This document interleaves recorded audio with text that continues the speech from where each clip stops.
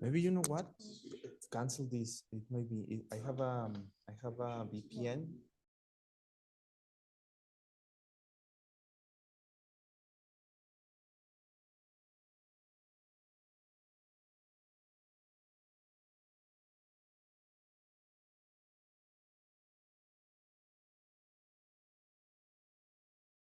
Can people hear the audio?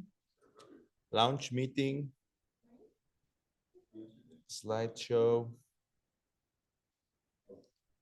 Beautiful, but the problem is this.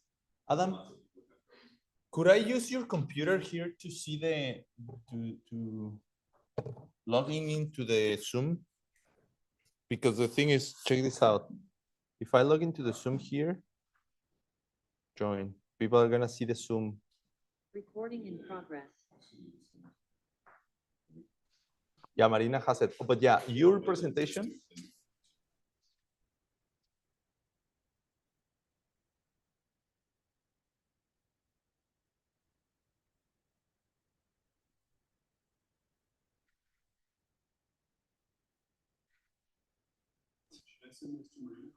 Yes, to Marina and to myself as well, please. Yeah, I have to find it for you. Wait, what are we looking what we're seeing? That's Marina. Or that's me. That's Marina. Thank you, Marina. So Adam is gonna send you. Yeah, no, come here. If you can you log in into the Zoom meeting? You have to send me the link. Okay, I'll send you the link. One more minute, please.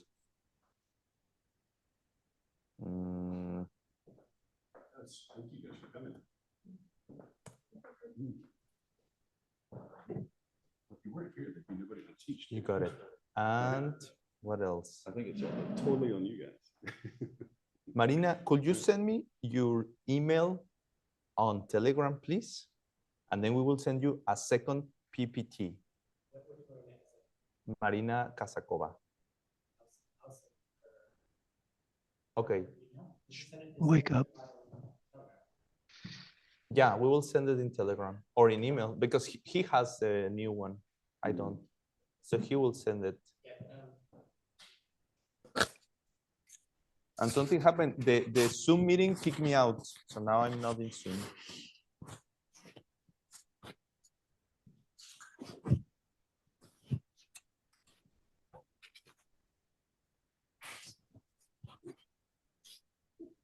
Oh, yeah, totally. That looks nice. HGG burst disk. Okay, did you send me the link? In your messages. Yeah. You just Telepathic. yeah, sign in. What is that? Zoom. Network connection failed. Should I? Okay, let me try. How do I? What a shame. Oh, but people can see me, right? And hear me. Okay, so maybe we do what we can. What's happening here is like, I'm having technical problems. And it's weird really because even when we were at the house, we start having internet problems. So maybe something happening in the city or not, or maybe something happening to me, which is interesting from a seat's perspective. But welcome everyone. Thank you. It's gonna take a few minutes, so we're back in track. Yeah, I did send it to you. It didn't work out. Wow. Today, what we're gonna do is we are going to start with a quick review of what happened yesterday. Yesterday, to me, it was very beautiful because I was telling you, like Adam and I have been traveling for a little while. Even after a few people that came, we had the chance to go for a walk, and I was telling them that we went through Hawaii. It's like a beautiful, beautiful layover place for me. They were very impressed because their way they see the world is like different. They see the world from United States and Mexico and all the American continent through Europe and all that, like Africa, you know, the other big part of the world. But then I was telling like, yeah, but you can reach Japan going through the Pacific as well. And there's an island in the middle called Hawaii. So we did that, and we've been traveling for a few days. In those few days, we have had many conversations, some of them more formal, some of them more informal. So it has been to me like a rain of new ideas. Some of them I already know, some of them very new.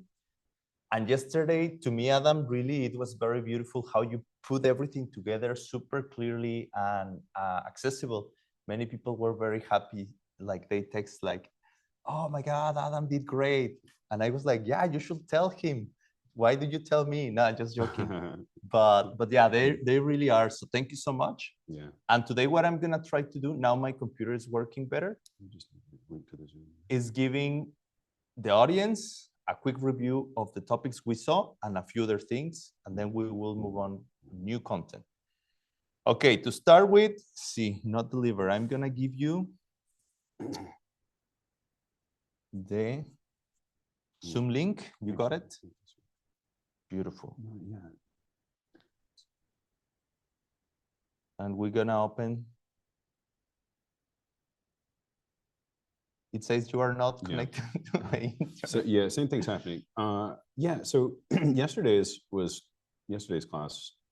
I don't even like consider it a class. I think more of like a conversation, right?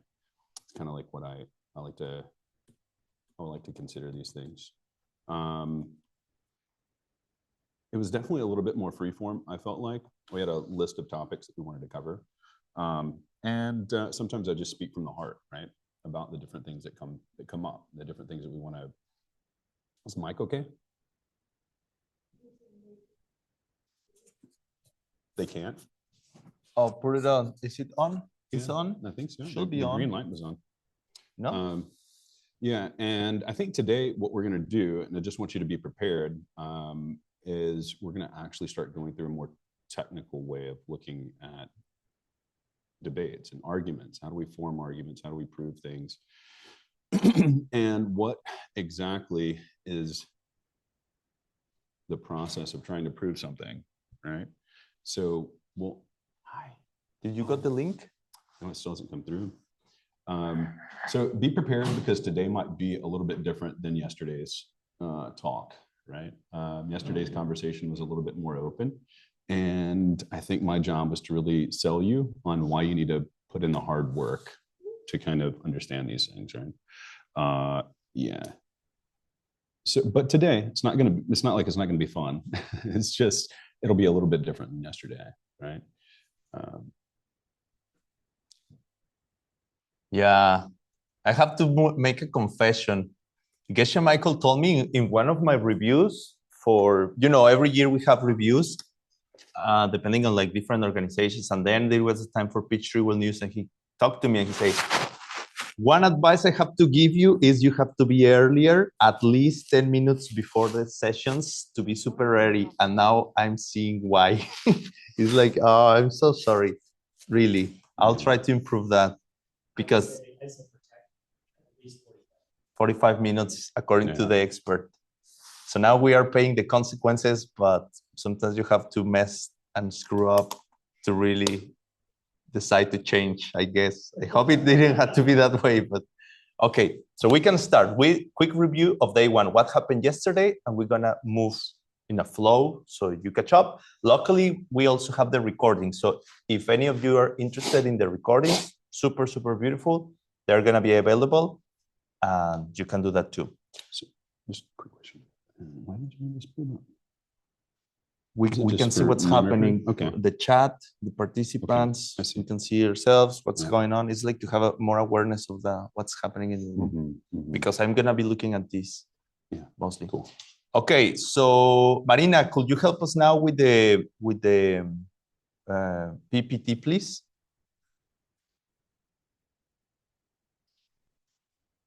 And first slide, please.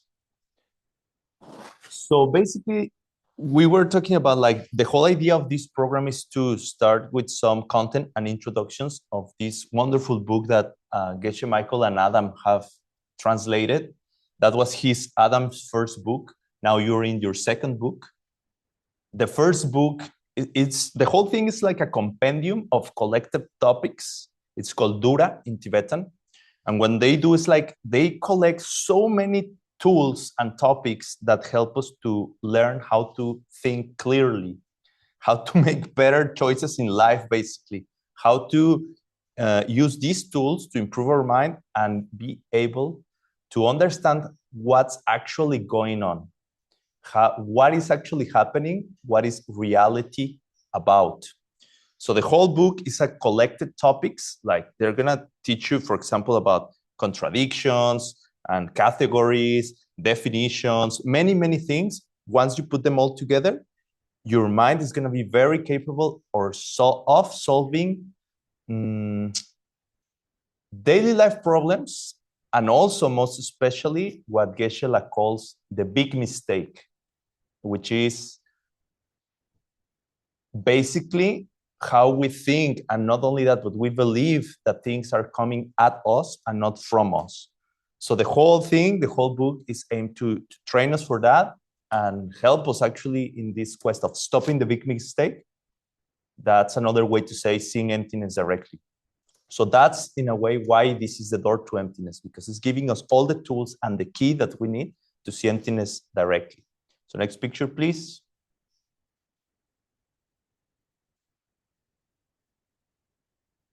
What are people online? Oh yeah, next one, please. So the diamond. And that it is. What is exactly the diamond word? Adam took us very beautifully of a description of this place of emptiness, right? Like a place of absence of any true nature that the objects, and by objects you can say reality, existence, has in and of itself. That's the new word I'm trying to practice. In and of itself. Yeah. And for that, we did a quick review on next picture.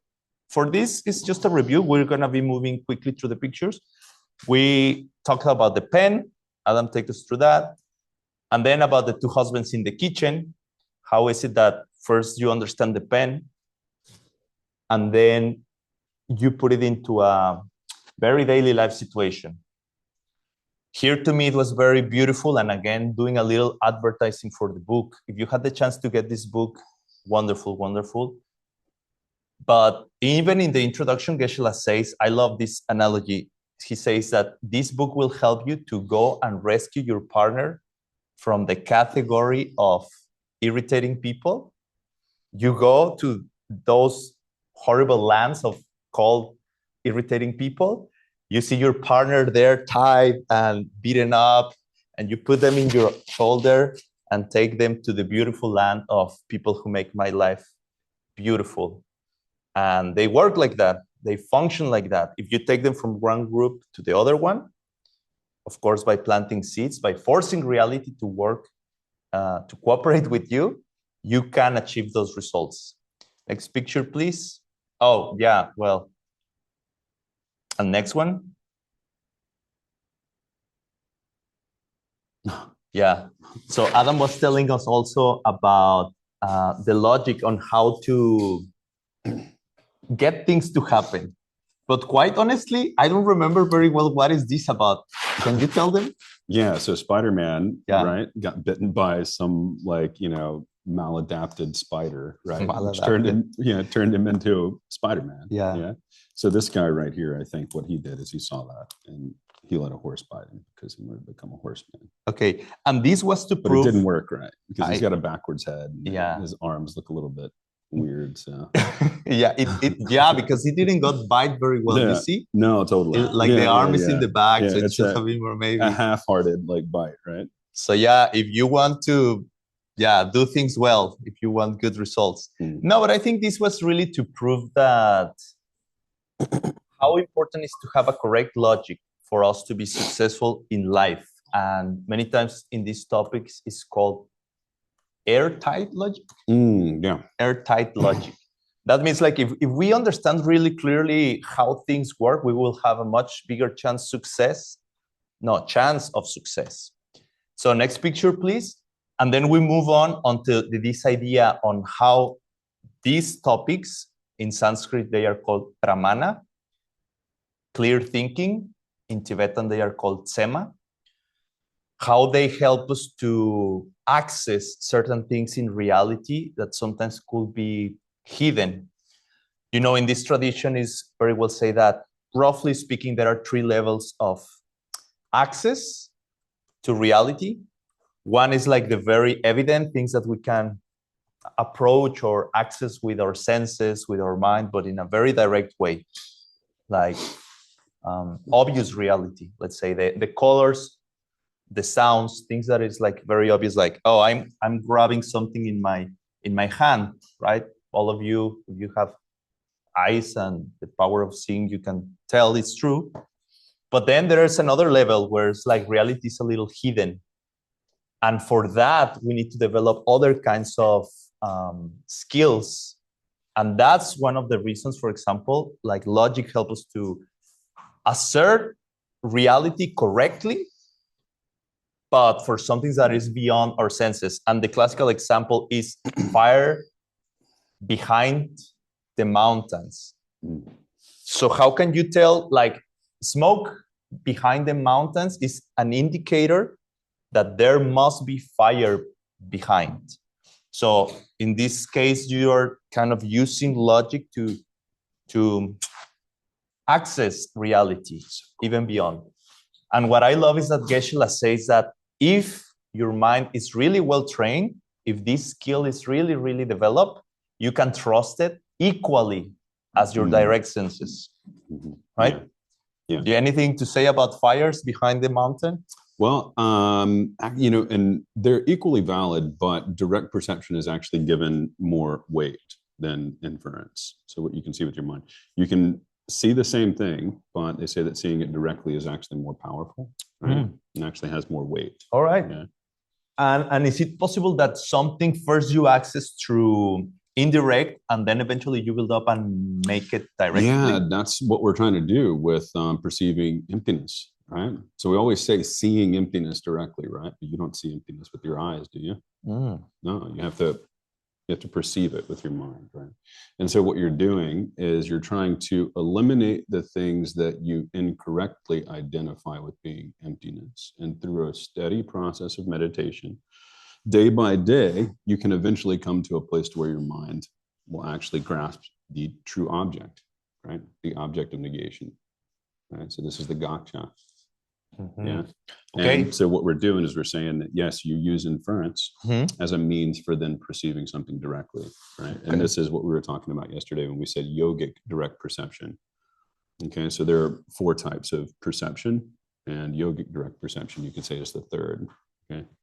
Yeah. But that can only be induced. You can only do that through meditation. Yeah. And it takes a long, you know, I don't want to a few courses. I don't want to discourage you. Yeah, but it takes work. It takes hard work, right? I mean, if you're going to build a house, that takes a lot of preparation, planning. You have to assemble a lot of materials, right?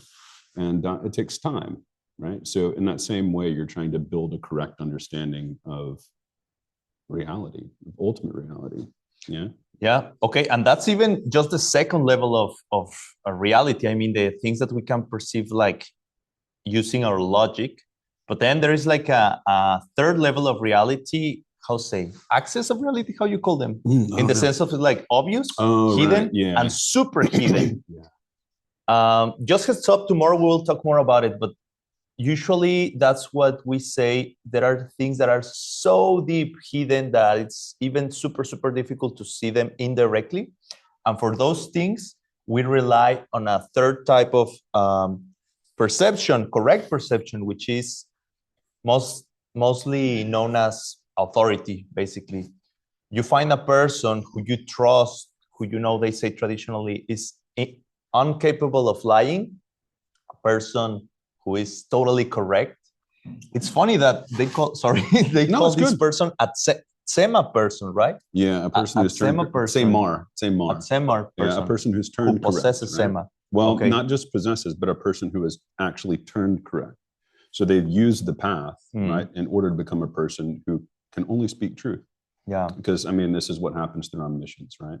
Through omniscience, you know all things, yeah? And by that matter, you can say that you only speak things that are true. And so many of you have probably been through the foundational courses, and this is one of the things you learn, right? I think it's in course 4. Right? You guys familiar? Yeah. So yeah, same are. Yeah. Wonderful. Person who's turned correct. Yeah. So anyways, all these topics that topics and tools that we are reviewing here and sharing are aimed to help us to start seeing the unseen, to take our minds and our perceptions to beyond what we consider the daily life of an untrained person. Yeah. And then why? Because we want our life to be beautiful. Can I ask you, anybody who's in the room, feel free. Can anybody give me an example of something that we might want to see that is unseen, right? Something that we can't see with our eyes, but something that we probably need to prove to ourselves. We gave a couple examples yesterday, but those aren't the only ones. Anybody remember? Past and future lives, right? This is something we probably want to prove to ourselves, right? Otherwise, we're not going to practice, right? I mean, you have to prove this in order to establish where you are too, and as far as being the 3 tracks, right? And your capacity. So if you even want to escape the hell realms, you have to first identify the fact that there are past and future lives, right? And this is one of the things that you can prove, right? You could do it in a weekend, and you can do it with debate. But you could go through. I mean, the thing is we could sit here, and I say that, we could sit here and we could talk about, maybe go through the things, but in order to kind of lead through the entire process of reasoning from start to finish, it might take a few hours a day. You know, you could do it in a few days, you know, and then that would be something good to take with you back to your meditation cushion. But that's why this is important, right? Because you have to prove to yourself that there are past and future lives. You have to prove that karma has results. Yeah. And then they grow. This is like, yeah. And what about the existence of things like Buddhas? We just accept that, right? But it's a different thing to actually know, right? And to trust in your heart and to have proved it to yourself through reasoning. But as it stands right now, we have Geshe Michael who tells us these things. I trust him, yes, but it's a different thing to prove these things to yourself, because they'll change your heart, and they'll actually give you a lot of motivation to get on your meditation cushion, right? So the more you kind of do it, there's like this momentum that builds up. And it's easier to get on your cushion in the morning, right? It's easy to do your yoga. It's easy to keep your vows, right? And the reason it's not so easy for you right now is probably because you haven't proved these things to yourself, right? Yeah, no, I think it's much easier to go through life and do things with certainty. Probably you have seen it, like when you are sure about something, it's almost like you can flow naturally. When you're confident even about, or you have done certain things a few times, you know, you have the know-how and you trust yourself. You have this clarity. I almost feel like clarity is like a superpower. Sometimes when I'm confused, it's like the world becomes so chaotic in my life. But then sometimes it's just even about, if I just knew what's the right thing to do. Sometimes we have like these diamond deals. Today I was talking with Tim about that. And sometimes it's just about that. If you can gain the clarity, the certainty of, okay, this is the right thing to do, like energy flows. It's very beautiful. So I think in a way, clarity is one of those things that travel in the central channel. We'll find out. So next picture, please. Yeah, well. Next segment, yeah. I'm doing what I can. And yeah, again, we did a little introduction that I just did about what is this book about. This book is called Adura. I wish we had a book, but good thing we sold them all. So we don't have a book. You can order it online, but physically, it's a very wonderful book. And it's Adura, as we mentioned.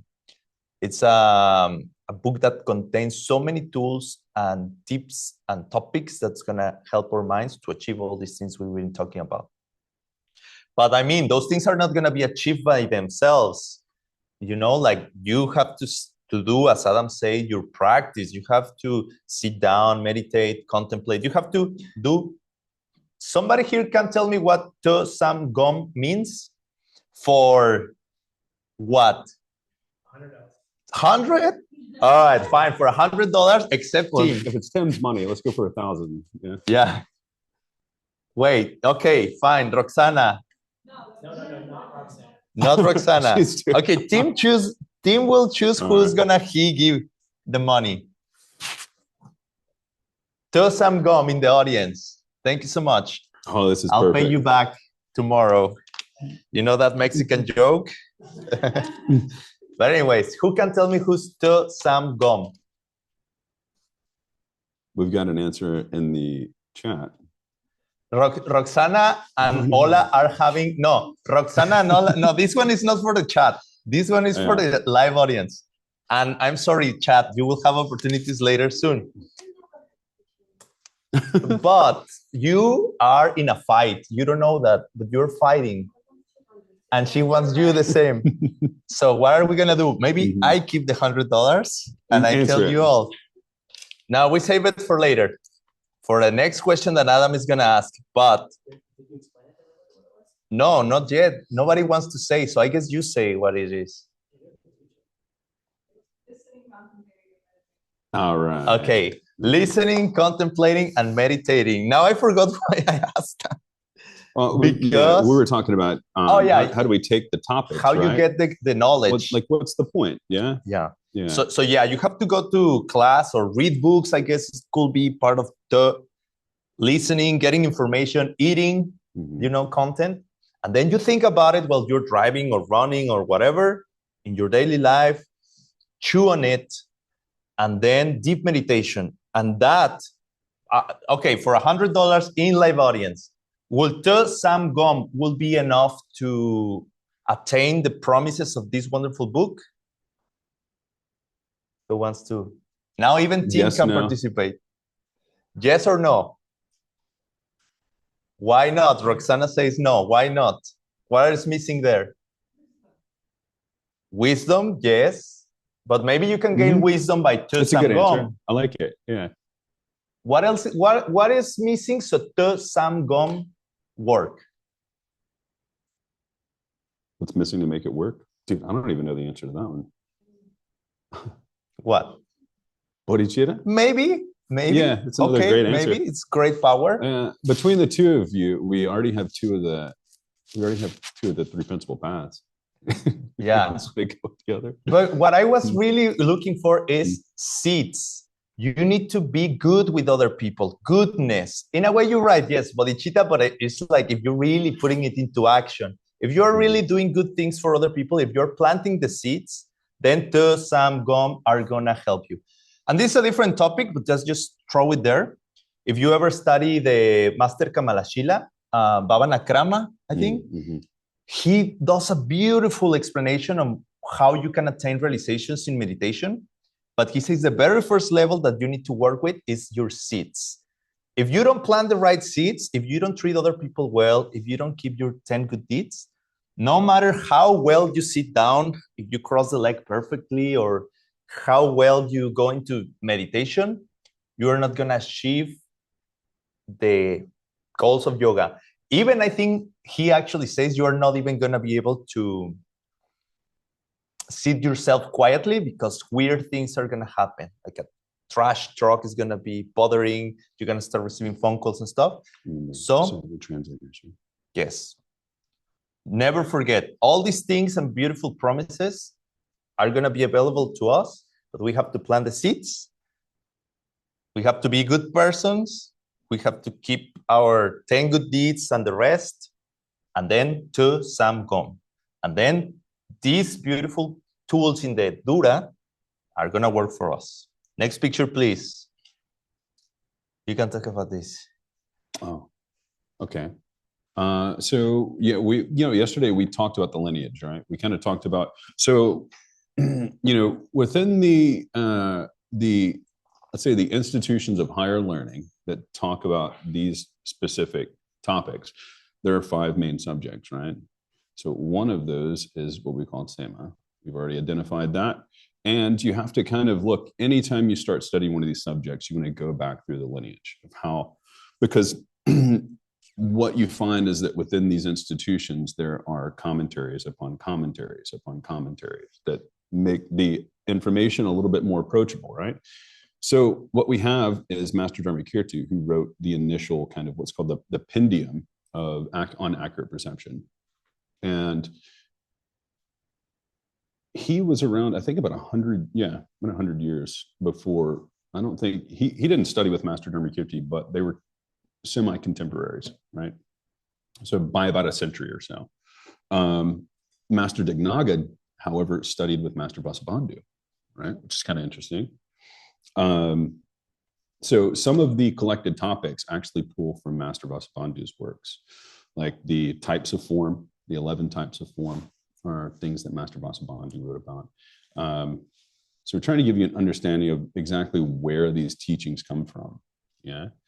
Master Dharmakirti kind of wrote the first, what we would call like compendium. And a compendium is very similar to like a collection, right?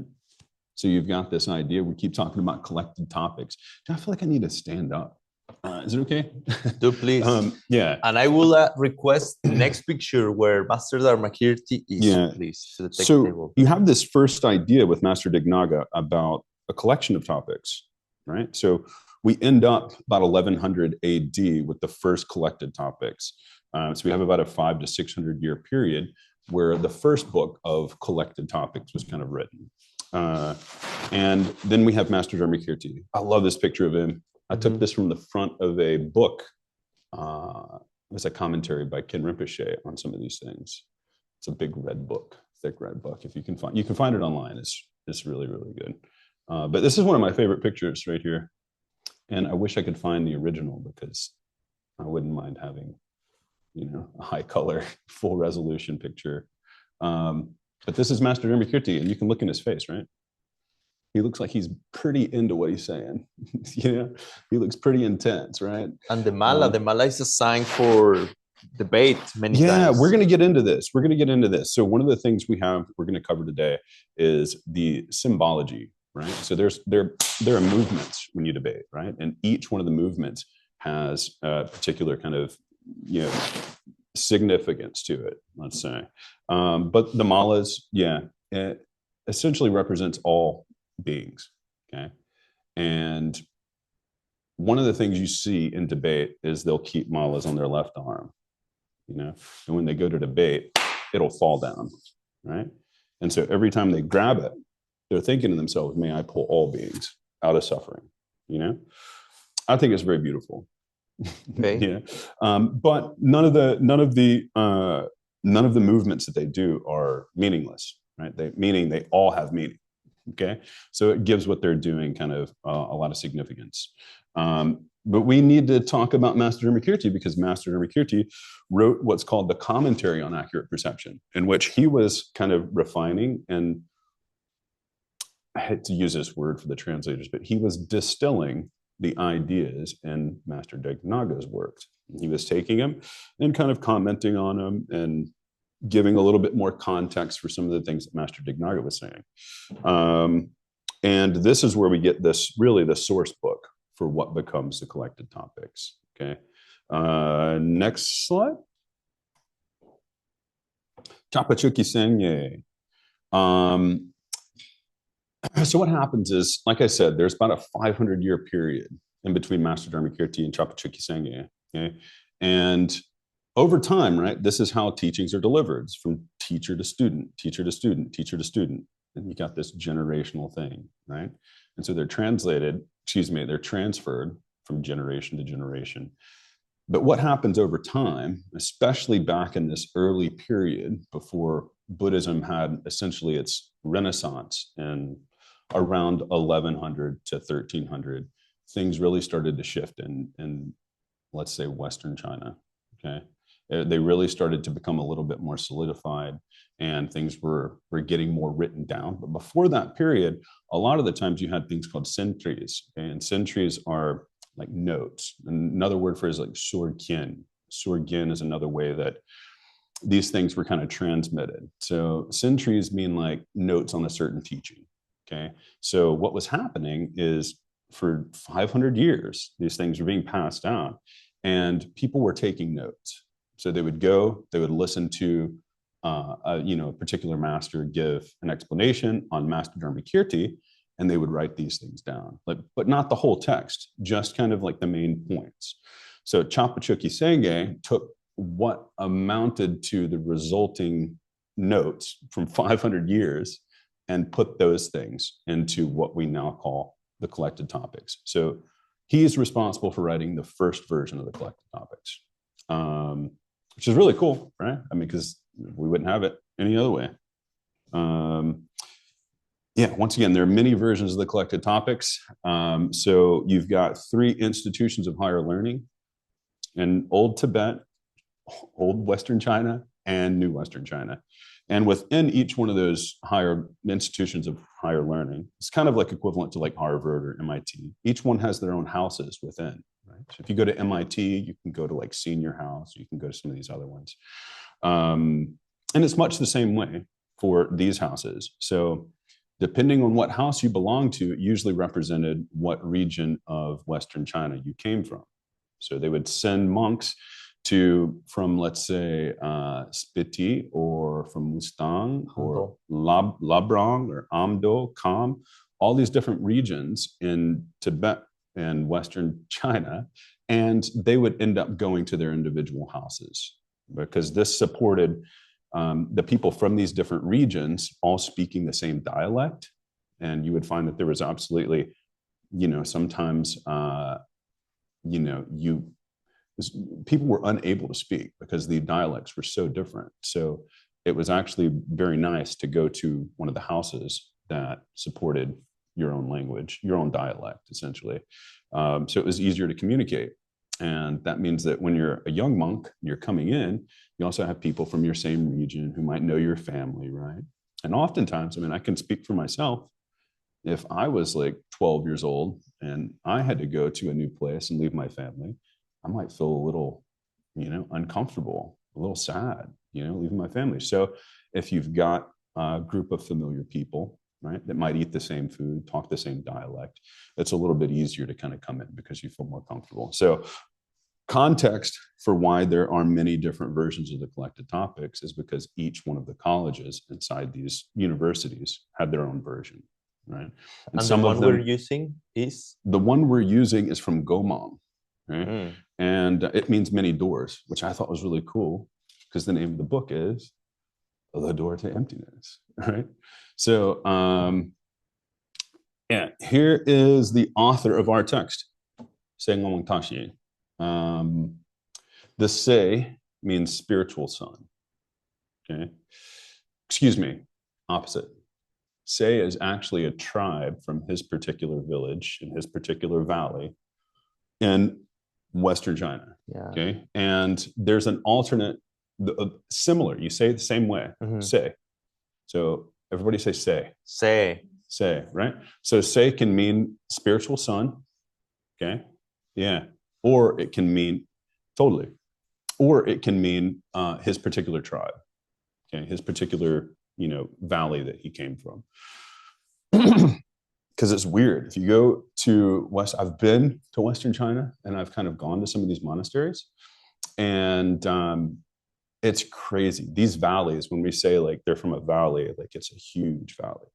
It goes for miles. It's vast. And like, I'm from Colorado, and the mountains there are a little different.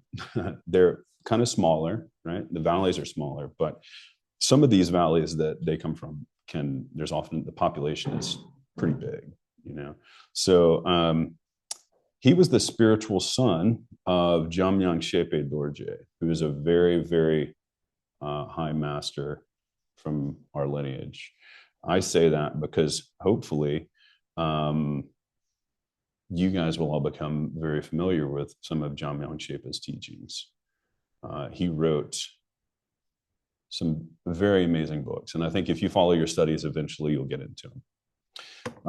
So that's one of the reasons people get it confused. Jamyang Shepa is often known as the omniscient one because he was so prolific. Really, really, really, really, really, really prolific. He wrote many, many texts, and he started a couple monasteries, like big monasteries. But the reason I say that is obviously because we have to make a distinction because he is known as the spiritual son of Jamyang Shepa. So it could be confusing to see this say and to think it means spiritual son, but it actually, in fact, means the particular tribe that he comes from. These are all details, but I think you should be familiar with them. This isn't going to be an easy class. You know what I mean? We're going to start getting into some pretty heavy stuff. So I think it's good, and I'm going to challenge each one of you to learn some of these things, these kind of more details, right? It's good to know who's writing the text, and it's good to know these kind of more particular things. Yeah. So I'm gonna go quickly through the topics that we can find in this particular first volume of the whole Dura. So it's important just to get this very clear. The whole book is the Dura, the collected topics. Se Ngawang Trashi is the author, and then Adam will have most likely 4 volumes, but it's a single same book. Right now, we are just talking about the very first book, the very first volume, and 9 topics are contained into it, or 8? 9. We didn't cover the 9th yesterday. We didn't get around to it. So I'm going to ask also the tech table, or unless you want to say something, just to go very real quickly. Real quickly. Okay. We said that there were many versions of the collected topics. Yeah. If you refer to the one that was used to train Geshe Michael at Serme, they use a different one written by the 13th great teacher. DL. Yeah, great teacher. Okay. And this is, and it's a very famous collected topics. Okay. Geshe Michael chose this particular one because it's considered to have the greatest treatment of Chi Chedrak on earth that's ever been written. The greatest treatment of Chi Chedrak is from this text. So that's why this one was chosen, although it's not the one that was used at Geshe Michael's college, university, let's say, right? Well, it's good to know. Maybe one day we can do homeworks, and that will be a question. Is this the one that Geshe Michael used? Yeah. Anyways. Yeah. Okay, so very quickly, and I'm just going to say, preparing the tech table, we're just going to go as in a list. I'm not going to depend much on it because Adam did yesterday. If you want, Adam, want to add something, just pause me and make a quick intervention. So the very first topic it's in the book is colors, red and white. And it's written in a debate format. Today we will start addressing the debates. It's super, super cool to me that every debate and every single line can teach you certain things. So you learn a lot. You learn about how reality works, but you also learn about general content, about, I don't know, reality. For example, you learn what are the categories of the 8 secondary colors, for example. So I don't know, that can be helpful in some context, I guess. Okay, next one is seeing things and understanding how do we define when they are on or when they are not. So I don't know, is this a good class or this is not a good class, and how you really determine and grasp into that, we'll see. Number 3, opposites. That's a very cool thing because that starts training our mind to cancel certain things. And Adam was telling us about one of the ways you can use to reach emptiness is by identifying the gaksha, the object that is deceiving us constantly, and then canceling in many, many different forms. So opposites, like what's the opposite? For example, what's the opposite of something that suggests to be self-existent? Well, the opposite will be something that is not self-existent. And then you start learning what does that mean. Next one, please. This is the famous flipping the cake. How do you the pancake? The dokpa? Yeah, yeah, totally. Mayimba le lokpa. Majimba le lokpa. Yeah, mayimba le lokpa. Or yeah, and the next one is called dokpa. The reverse is the dokpa. The reverse is the dokpa. So you can say mayimba le lokpa, mayimba le lokpa, mayimba le lokpa. Yeah, flipping things around. And they do that in the monastery. Yeah, they do that in the institutions. So what they'll do is like if you say you have to count, so they'll use their malas for that. So every time you say Mayimba Lalopa, you actually go one more. Yeah. And you know that if you end on an even number, that it essentially means the thing that you're talking about. If you end on an odd number, then that means the opposite of what you were talking about. So you have to stay really mindful of what your challenger is saying. And that's the point, is it's meant to train your mind to be focused and to learn, to listen to specifics, right? And it has very deep implications. Later, we will learn, like, if you get the opportunity to go to Geshe Michael's classes during Mixed Nuts, every Monday, every Saturday, if you're in, how do you call it, in the West, but every Tuesday and every Saturday night, if you're in the East, you will realize that many times these topics come up. And for example, something that surprises me is like sometimes by flipping, you get to something that could seem to be the exact same thing, but it's actually now suggesting mental pictures, for example. Of course, it's just to say that don't think this is just like useless content. It really takes you to very deep, deep places. And next picture, the oneness and separateness. To me, I think of it as one or many. Yeah, I mean, there's there's some pretty specific things you get into. We'll get into one of them today. So what it means to be one. We have 176 people online right now. 176 people. Okay. Beautiful. Yeah, Thank you really for nice, coming. right? Yeah, so I'm pretty excited, and I do want to really hone in on the fact that this is really powerful here. Okay, oneness and separateness, what you're doing is you're establishing what does it mean to be one with something, obviously, and what it means to be separate, okay? However, these have very profound implications when you begin to study highest middle way, okay? These aren't simple things when you take them to the highest school. They're tools that you use. Tim keeps looking at me like this sometimes. And what does that mean? I have no idea. I'm trying to figure it out. Type it in the chat. Yeah, Tim, chat it up, dude. That way we can see it. So oneness is pretty interesting because what we'll see today is when we begin talking about colors, we'll see how at some point it says, okay, the color of a white seashell is white because it's identical to the color of a white seashell. And it's super common sense, right? But it's what I was talking about yesterday. There are some basic fundamental truths that we have to first use in order to establish the rules of how reality works. And one of those things is called the law of self-identity. Okay? Another one of those things is called the law of the excluded middle. And the last one is called the law of non-contradiction. Okay? And these are all things that I hope you can go and explore yourselves, because they will give you very basic tools to then begin to think about reality, where it's a little bit beyond the scope of our current class. I'm thinking about trying to start to teach Master Dharmakirti's 7 works through KJJ. And if we do that, then we'll go even deeper, and we'll spend years going through this stuff. And I'm happy to do that. But as it stands for right now, I'm just asking you guys to take into account that there are some basic fundamental truths in reality. One of those things is that everything's identical to itself. And you'll see how this is going to be applied, okay? And I think what Xuanzang Tashi is doing here is he's foreshadowing. You guys know the term foreshadowing? Right? No. It's oftentimes it's used in cinema, in movies. You'll see something come up that points to something that's going to happen later in the movie. That's what our author is doing. What's the name? Foreshadowing. Foreshadowing? Yeah.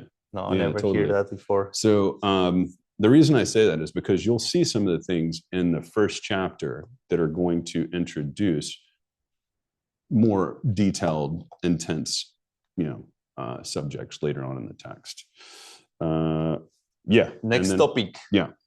It's cause and results. It's in the book. If you get the book, you'll see.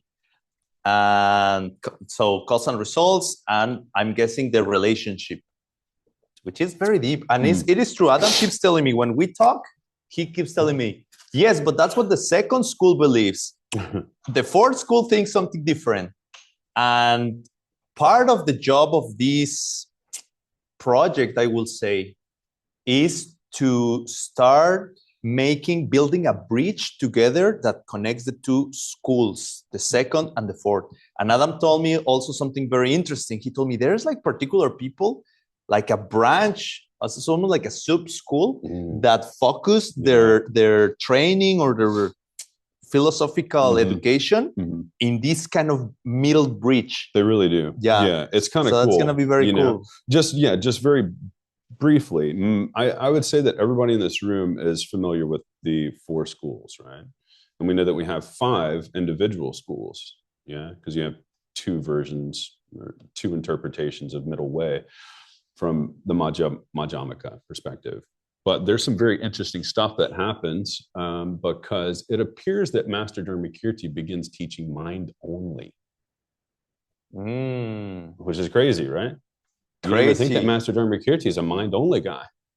But the second school is actually kind of split into 2, okay? And the second school, you could say that there are sutrists, right? Or detailists, that you have Svatantrikas that lean more towards scripture, okay? And then you have Satrantikas that lean more towards reasoning. And that Satrantikas that lead more towards reasoning, actually, there's a blurred line, okay, between the second school and mind only in that school. They actually accept different things that the mind only school presents, which is super weird, right? Because nobody ever thinks that, there's this overlap between the second and third schools, but there is. And there's some very specific things that we've already covered if you've been coming to the mixed nuts classes, the Xuanzang sour classes. Just a couple of months ago, I got to a section in KJ's book, which deals with Master Dharmakirti's teachings, and they begin to talk about something called the akara, okay, which means the image. And this is very mind only, okay? And so what's happening is there's this blurred line between the 2 schools. And you'll also see that the same thing happens with the mind only school. So the schools all start to, once you begin to get to these more detailed kind of aspects of their teachings, they start to bridge. And you can see how a systematic study will lead you to higher understandings of emptiness, right? And it's supposed to be that way. You see this very subtle kind of thing that are shared by the 2 schools. So there is, like Juan was saying, actually a school called the Svatantrika school, where they skip mind only and they go straight into middle way, which is kind of cool. One day we could talk about that. It's kind of cool, right? Should I keep going? Please. Okay. I could talk too much for so. Next topic 7 is subject and objects. Yes, and also then the 8, which is probably, I would say, the most important one. Like the other ones are super important as well because they help us when we reach this one. But this one is like, all the other ones are like the preparation to once we get here, we can actually do a good use of everything we've been putting on. And Geshe refers to this one, Chichedra, quality and characteristic, as the key to see emptiness directly, to really understand. But the rest, it also very important, very helpful. It's like you cannot have, how do you say, the penthouse without all the other floors that give it support. And then all these you can watch in the yesterday record. Adam goes very into detail of these 8 topics. Today is just a quick review because we haven't even started the session of today. This is just like, and soon we will have a break so you can drink whatever you need to drink or go to the bathroom, undrink whatever you need to undrink. And then we talk about contradiction and relationships. That, okay. No, we didn't talk about that, but it's also in the book. Yeah. Okay, so 5 last minutes before we go for the break. Another important question. Oh, this is it? No, where is? There's supposed to be another slide. Oh, yeah. Okay. Because today we're going to go into the first debates of this book. We talk about the first topic is colors and shapes. An important question that Geshe, to me, it seems that he keep asking us is like, why do you guys think it was red and white? Why do they chose those topics to be the very first debate? And why is it relevant? Do you think They just did it randomly, or there's deeper reasons into that. And we will find out. Okay, so when he asked me, this is during CSP class like 2 days ago, he said, why do you think it's that? First, what I say is like, okay, I think it's because, one of the reasons is because they say we are constantly swimming in an ocean of emptiness. Emptiness is all around us all the time. You look at your hand, guess what? It's empty. You look at the teachers, it's empty. They are empty. You look at colors, they are empty. So it's everywhere. But then if it's everywhere and it's surrounding us, why we cannot access it into a deeper level? So the idea of getting ourselves convinced that even fundamental raw materials like colors and shapes are empty, to me, I take it to be as a good friend, a wisdom friend, whispering into your ear, reminding you, hey, reality is empty. Things are coming from you. Things are not coming at you. It's like if we could really have the certainty, as Adam was saying, it's not only we hear about it, but after you do the exercises, do some gum and are kind towards people, that's gonna give you the seeds to have these deep realizations. Then as soon as you see a color, you could slow down just a little. Okay. You see a color and you will remember, oh yeah, color, nice. It's empty. Everything is empty. Great. Remember, it's very important that when we come to this understanding or realization that things are empty, super important to also come to this realization that we have to be nice to other people. Because reality being empty doesn't mean that nothing matters, but actually the opposite. It means that everything we do, how we treat other people mostly, it's going to force us to have either a good experience of life or a bad experience of life. Not only that, but a good experience of ourselves or a bad experience of ourselves and everything in our world. So the world being empty means be a good person. You better be a good person. Okay, next one. My mom's in the audience at home. Oh, nice. Say hi. I haven't met her, but it's wonderful. Hi, Mom. Nice. Yeah.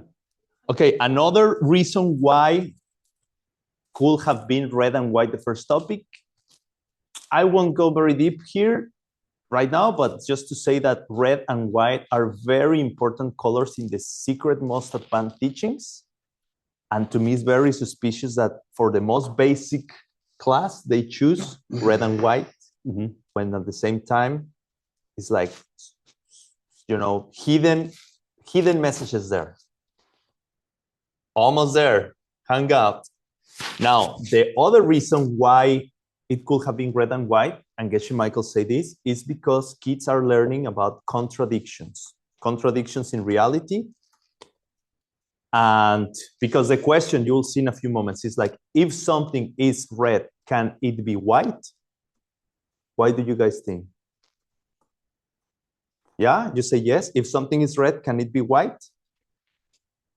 I say yes. What about one of those candies that Geshe talks about? I say no. Well, I mean, you think of it, right? Candy canes aren't entirely red and entirely white. Oh yeah, but I didn't say completely red or completely white. Something could be red. Can it be white? No, and I purposely didn't, because to me it's very beautiful how every single thing you add into the debate, in the argument, makes an effect. And I was purposely trying to trick people. If something can be white, can it be red? Yes. What about something that is half red and half white? Okay, so then I have to clarify. Can something be totally white and totally red? What do you guys think? Ah, very good, very good. And further, but not just, but yeah, that's the next question. Yeah. It's like step by step. Now Tim says, when can something be totally red and totally white at the same time? Because if not, you can say, yeah, the wall, it was red, but tomorrow I painted white. So yeah. So at the same time. And just to say, one of the things that we covered in in K-Drip J's book that I'm translating, my second book, is they specifically say for a certain person at a certain time. Yeah. And so you have to consider those things, because obviously right? You can have a ball. For some reason, I always think of a ball, like A ball. you know, like a big red ball that I used to play like kickball with as a kid or something, you know? And can that ball be entirely red and entirely white at the same time? And normally you'd say no for one person at the same time. However, it can be, and it doesn't necessarily have to be at a different time. That ball can be entirely red and entirely white for two different people at the same time, right? Or opposite. Yeah, and that's what leads us to the next slide, which is the practical application of this. Geshe was making emphasis on, come on, guys. If you think about the person who's colorblind, for example, you see the ball as being blue, let's say, but they insist that the ball is gray. And then you start an argument and you start fighting and you're like, no, the ball is blue. And they're like, no, the ball is gray. And I swear, I'm telling you the truth. And you're like, no, you liar. And you start fighting and then getting upset. And they are both, if you ask them, like, really, come on, you take them apart, like, hey, man, you know, like, this guy is kind of an asshole, but tell me the truth. Like, what color is the ball? We didn't and you're like, that. I swear, it's blue. Crying, right? And you're like, hey, I'll go to talk to him. Hey, man, what's going on? Like this guy told me, like, you're still accusing the ball of being gray. And he told me, like, I swear it's gray. Sorry. Yeah. Didn't mean to break your flow. No, it's fine. I understand. We get excited. We start So it's to understand, okay, why are you seeing the ball red or why are you seeing the ball white? And if two people or two different beings, let's say, they say dogs, which is interesting, right? Because we use dogs for the pen example. They say dogs only see like colors like blue, brown, gray, stuff like that.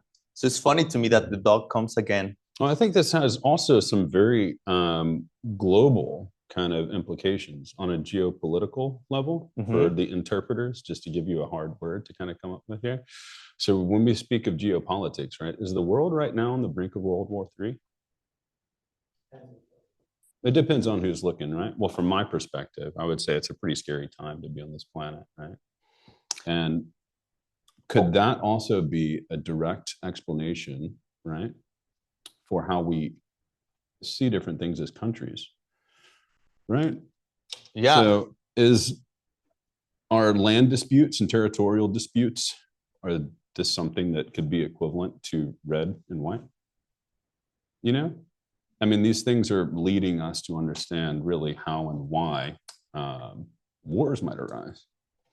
You know, I mean, this is very serious stuff, or at least it can be. I think it really is just about how you interpret it. But there's some very big things. I mean, also, it's like you have these personal wars all day, just in your head, you know? I mean, you disagree with yourself on many things. That's kind of weird. I find that I do, at least. And that's the point of that. That Geshe say, if you understand that even colors are coming from you, obviously also people are coming from you, or the qualities you see in them, at the very least, if you cannot get it all the way there. But he's super cool guy. No, I don't like him at all. Yeah, I'm telling you, he's good. The president is a cool guy. No, the president is not a cool guy. Yes, I'm telling you, no. And the fight starts. War starts, problems start. So why you see the pictures that I chose there? Because if you ask one person, what's the best instrument to play? They're going to say guitar. And the other person is going to tell you, no way. I play the drums. And I'm ready to fight you on this. Yeah. It's the drums. What's the best sport? Surfing. No, it's not. It's no skiing. way. I know. We're going to fight to find out who's the truth. What's the best country in the world? America, Mexico. Obviously. The forest. Yeah. Well, yeah, right. But anyways, and finally, why are we saying that? Because we have to understand, to apply this into practical life, don't get too serious about different opinions and differences. And that's going to help us to plant less bad seeds and to plant better seeds. And not only that, but less slide. Check this out. I ask you all, should we have compassion to those who are experiencing the results of very bad seeds? For example, people in deep pain or deep hunger, poverty, should we be compassionate to them and understand that it's their bad seeds who are forcing them to see reality in a certain way, right? So in the same way, next time if someone doesn't like you back, just feel compassion for them because they don't have the seeds to see the wonderful person that is there. And you should just be, I'm sorry that your seeds don't let you see how wonderful ripen you have in front of your eyes. Less mental afflictions. Cool. So now we can go for a break. Yeah. I would like to say before, we have this, what we're sharing today is being translated into 8 languages, right? And once again, there's 180 people. And so definitely want to give a shout out to the tech table, everybody helping out, and the interpreters, because we wouldn't be able to reach all these people, otherwise. So I know we weren't actually able to give our thanks yesterday. So I just wanted to make sure before we go to break, we do that. To give our things? Because it's hard to translate. Or thanks. Yeah. Yes. Just give all our thanks to the translators. Totally. But once again, thank you everyone for coming. Come back because this is kind of a review, and be ready. Slow down. What was that? Oh, let's say tomorrow. No, 8 minutes. Just kidding. 8 minutes break. Yeah, totally. We'll say 5 to 10 minutes. Yeah, you guys take it. When everybody comes back, we're going to jump into the more technical part of the class, I guess. Cool. Yeah. All right. Let's go for break. And can you help us just to mute? Thank you.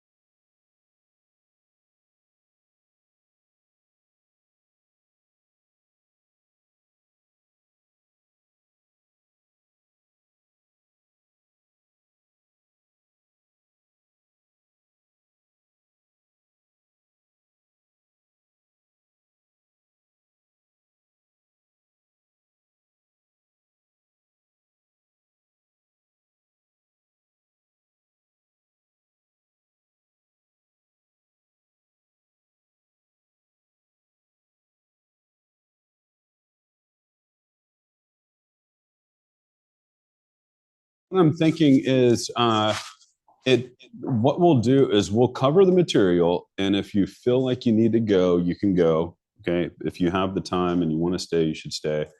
But otherwise, I'm going to try to cover the material. So if we go over, feel free to go, and you can always review the recordings later if you have something else you need to do.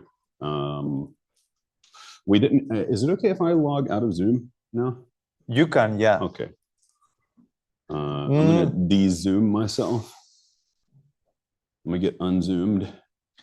It's some people are already saying, please slow down. We haven't even started. Okay, we will slow down. Okay. I'll try to be quiet. No. Nah. That won't happen. It's difficult. Sorry, where did it go? There we go. Okay. So yesterday we went through the various topics that we would be presenting throughout the text, right? We didn't get to this one. Okay. This is chapter 9. So after sorry, let me tell people in the Zoom, we are on slide 29 of the new presentation. 28. Yeah. Just so they catch up in Zoom. But okay, yeah. I'm sure soon. No, thank you. They will. So contradiction and relationship, right? So this is something that Jetson Kampa relies on heavily, is the idea of what's called Zhaohua and whether or not two things can be related. Also what it means to be contradictory, right? Because I'd ask you for a very fundamental explanation of what it means to be contradictory in our lineage, okay? For something to be self-existent and something to be not self-existent, right? For something to be coming from its own side, and in essence, what Leo and I were talking about, we had a very late discussion. So like, maybe what time was it? Like 2 in the morning, 3 in the morning? Well, 1:30. It was like 1:30, yeah. So, and one of the things we were talking about was essence, right? For something to have a self, okay? So from something to be coming from its own side is contradictory for something to not be coming from its own side, right? But there are some basic rules and laws that go along with this, and how do you establish whether or not something is contradictory or whether or not they share a relationship, okay? So I would ask you, we've talked a lot about Chichedrak. Does, quote, carness or quote car, is that related to an actual car? You could say, right? Yeah, totally. So this is one of the things we'll start going through. Some of them seem very common sense, right? But I promise you they have deep use in looking at things like emptiness, okay? That these things will all be used. For instance, Geshe Michael is translating, he just got through translating a text called Illumination of the True Thought. And throughout that book, Jetson Kampa uses many of these tools to prove emptiness, okay? So if you're familiar with them, you will see what he's doing. And you'll be able to look at each one of the sections that Geshe Michael has translated, and you'll be saying, oh, I remember that from the collected topics, and it'll make sense, right? So you'll be able to see the logical flow that Jetson Kampa is taking you through, okay? Because there's many things that he will establish. Are there bodhisattvas? Is there bodhicitta? What does it mean to be on the first level? What does it mean to be on the second level? And all of these things can be established using these tools, okay? So contradiction relationships and all of these things are, once again, they're tools that you're gonna use as you study these things. Next slide, and my computer is not changing now. My computer's a not changing thing, an unchanging thing. There we go. Okay, so this is the first section. We officially got to the first section of the book, okay? This has all been preparation for where we are currently, okay? So we've spent, what is that, 2.5 hours getting here, okay? And there's not much to it, I would say. Here, this is just the title of the text. And you have an ornamental title, but you also have a more, an unornamental title, I guess you could say. Oh, thank you. That's very thoughtful, very mindful. So this is this here, fulfilling the hopes of the fortunate. That's kind of the less ornamental title. Okay? A necklace for the wise, a great explanation which is designed for all three types of people, those of higher, medium, and lesser capacity, and which wraps into it the meaning of the commentary on accurate perception, okay, which is once again the text that was written by Master Dharmakirti. That great classical work, which itself comments on the true intent of the teachings upon accurate perception. Thank you for the reminder. Yeah, thank you. I get excited about these things, so I'm sorry for the translators. You have your work cut out for you. This is a pretty long title, right? In the shot. So this is a pretty long title, right? And I think it's important to really point out this highest, medium, and lesser capacity. Okay, a lot of the other stuff is kind of just, you know, like icing on a cake, right? But if I say highest, medium, and lesser capacity, what I'm trying to inform you is that there are going to be three sections of this text. Okay, the one that we're entering right now is the one for lesser capacity. Okay, thank you. So it's going to get increasingly difficult. Okay, it's going to seem very common sense when we first start studying it, but I promise you, it is going to get intense. Okay, I like it. Okay, so it's more so of a way of saying stick around and keep coming, because if it seems very easy right now, I promise you, you will be challenged, okay? And you will be presented with things that you don't currently understand, okay? Some of this stuff is common sense, and we had a couple of special private meetings with Geshe Michael about how to present these things. I had one way that I wanted to present it, and for years now, I've been trying to develop courses on presenting this stuff. And I essentially had to throw most of it out, okay? Because, what's that? No. It is true, right? I've been spending a few years actually developing syllabus and homeworks and course materials, and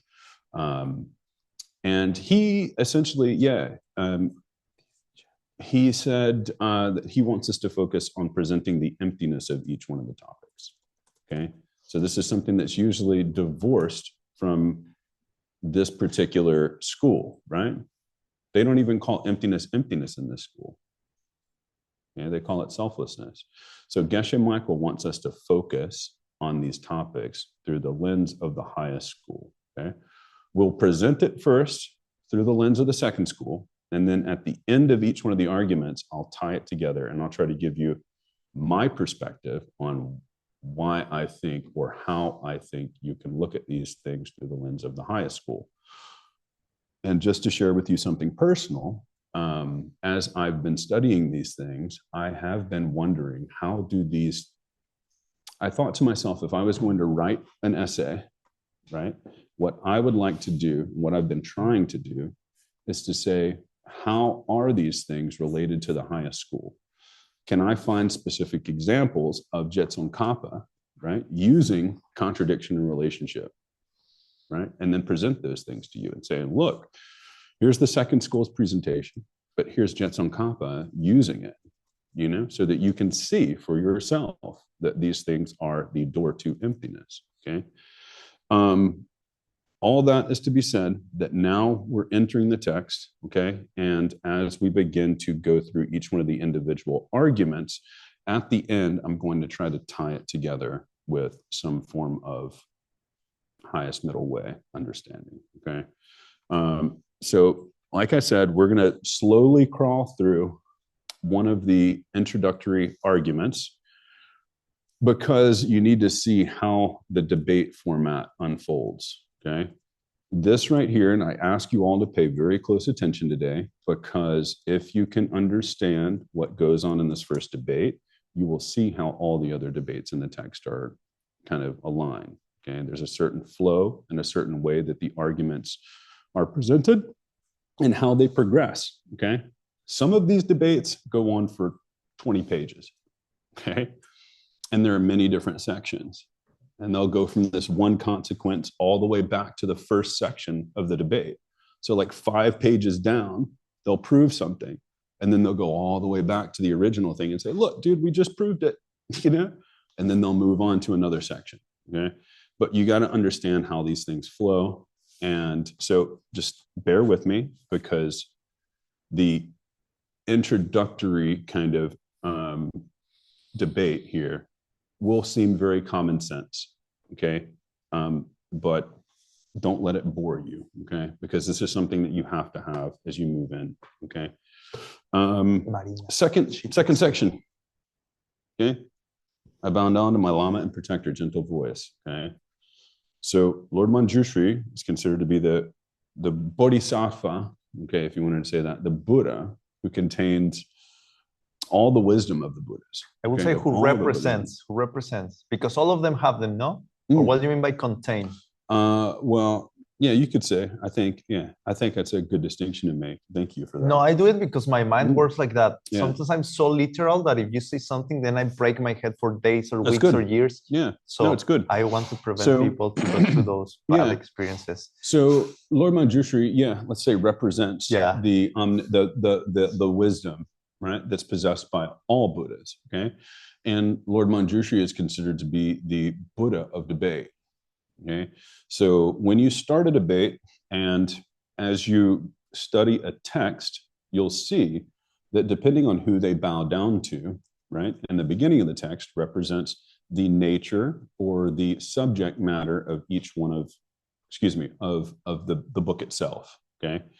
So this represents that this book is going to be about debate, you could say, okay, just very simply. So Lamadang Ngopo Jampe Yang La Chaktelo. Okay, Chaktelo means to bow down. Okay. Jampe Yang is the term for Manjushri. Ngopo here, Gumpo is protector. Okay. And Lama obviously means Lama. Okay. Dang means and. So we won't go through the Tibetan too closely, but I thought it was very beautiful because this is something I oftentimes say before I meditate. I say, Sangye Dan Chanchu Simpa Tamchela Chaksolo. It means I bow down to all the Buddhas and all the Bodhisattvas. And I say this before I meditate every day. Okay? Very beautiful, I think.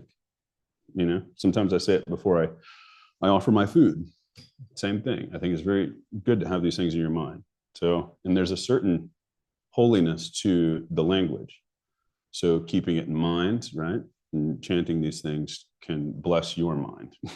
And how many people here are already studying a little bit of Tibetan language? 1, 2, 3, Awesome. 4, Tim's 5. not. 5. Okay, maybe at some point. Yeah, nice. All right. You can have them read at some point. They can read.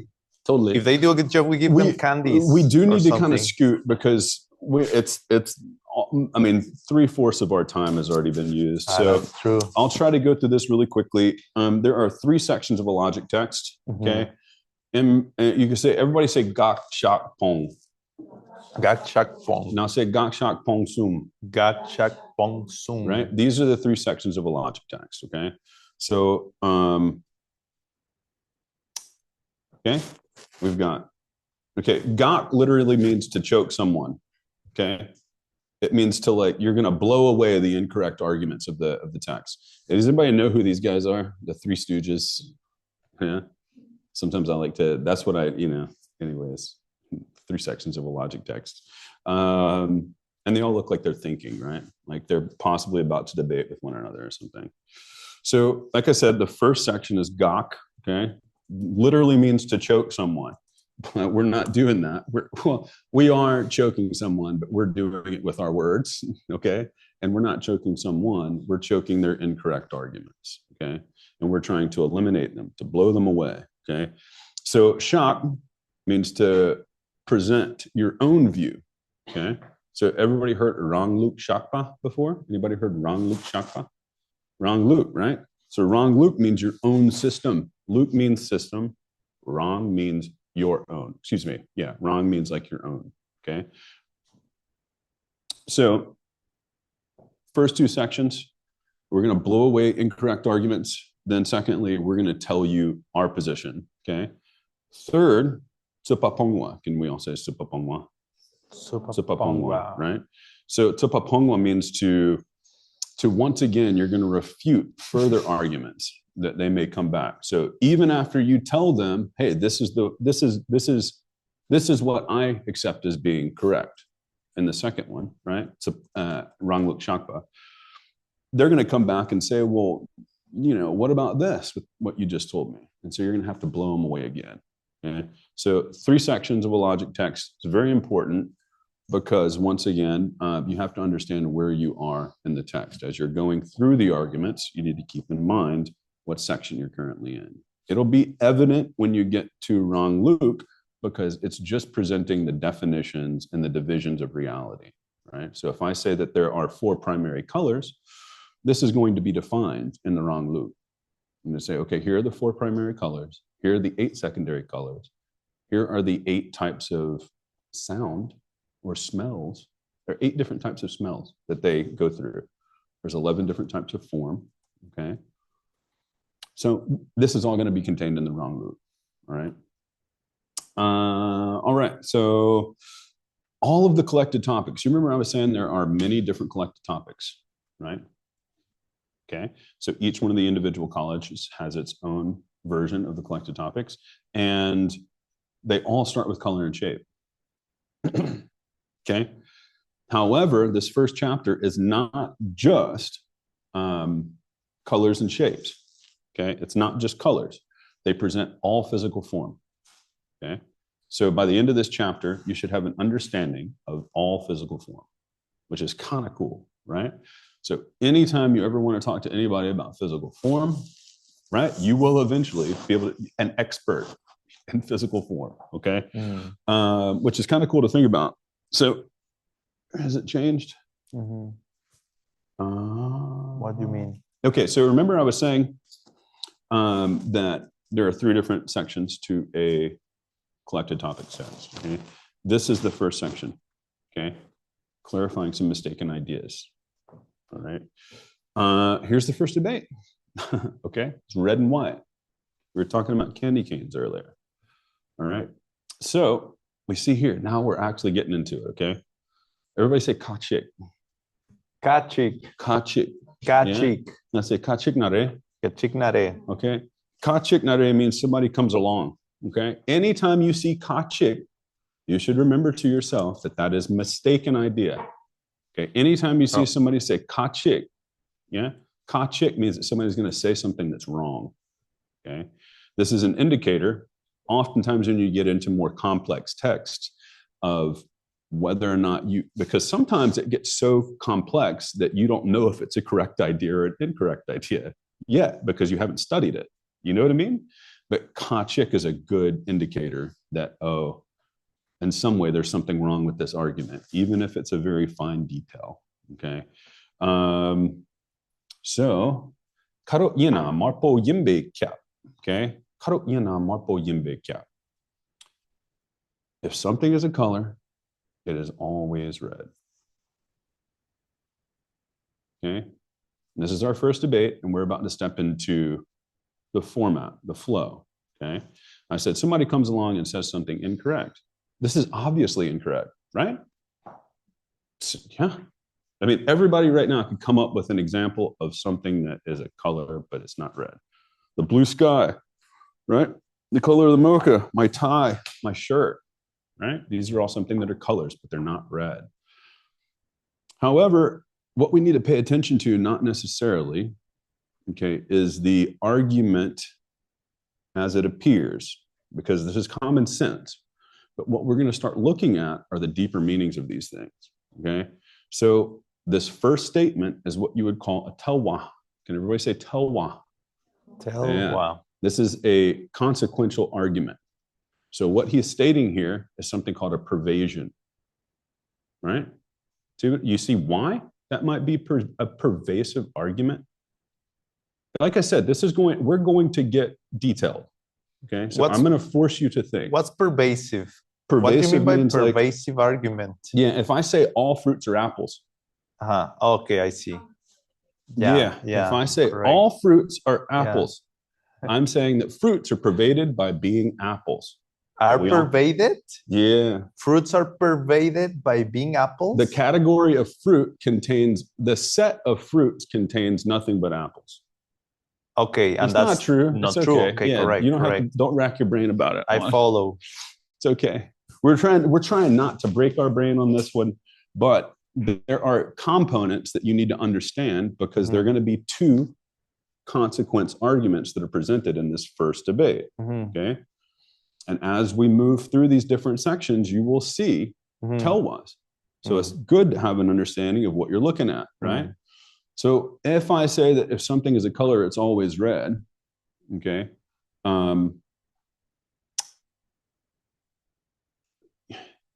There is something wrong with that. There is something wrong with it. Okay. So who would be the challenger and who would be the defender? Okay. Somebody from the audience, you mean? No, I'm asking if somebody comes along and says something that's incorrect, does it sound like they're a challenger? Are they an attacker? Or are they the defender at that point? They're probably the attacker. Yeah, right? sounds like. Yeah, because you could see somebody sitting down. If you've ever seen people debate, right? In this tradition, the defender is usually sitting, okay? And somebody comes up to them and they say, okay, so I told you guys we're going to go through the different movements, right? Okay, so somebody's sitting down, okay? And you come, right? And you imagine that I have my malas, okay? So my malas are flowing up and down my arm, okay? What would this clap represent? Okay.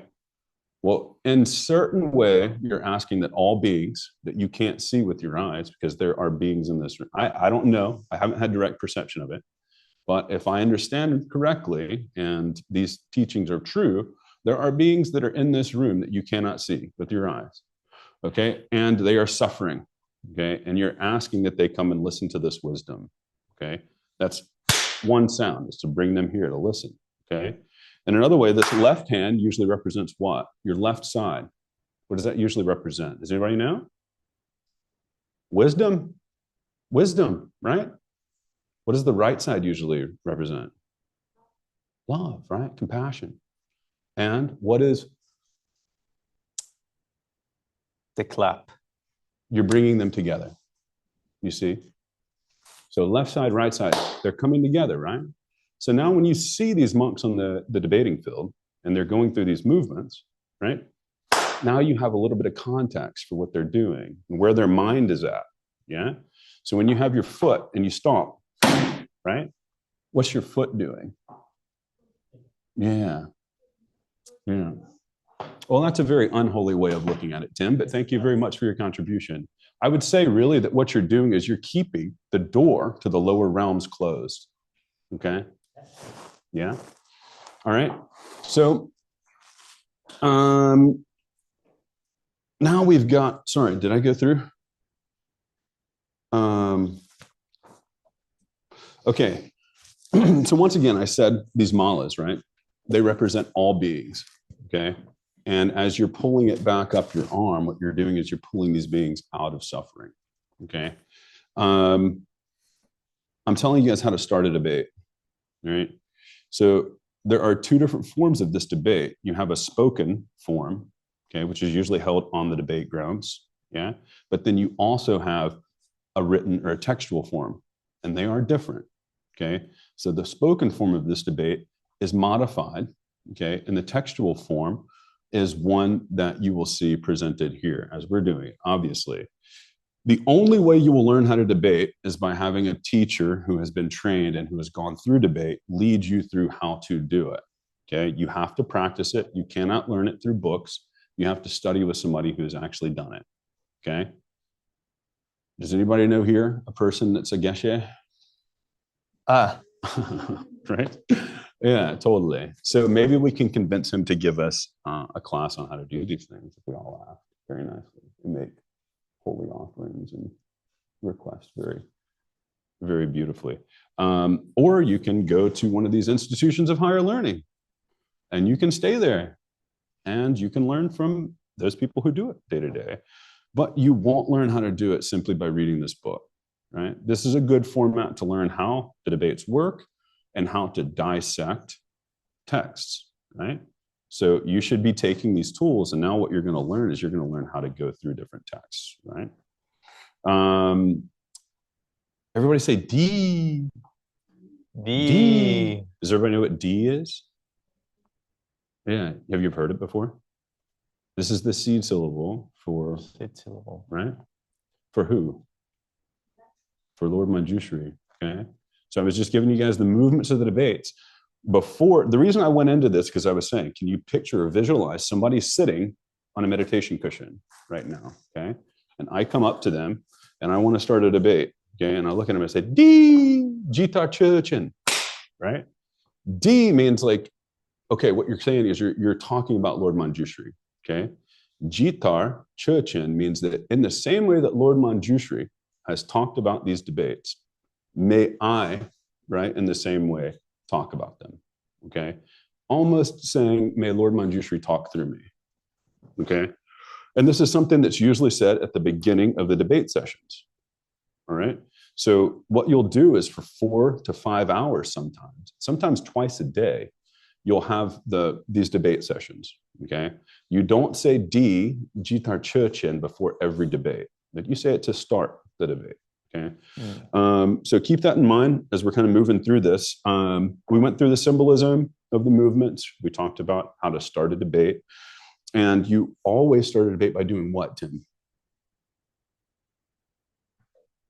I mean, that's kind of an open-ended question. I could be a little bit more specific. I say fixing your motivation. Well, do you have to give a correct statement or an incorrect statement to start a debate?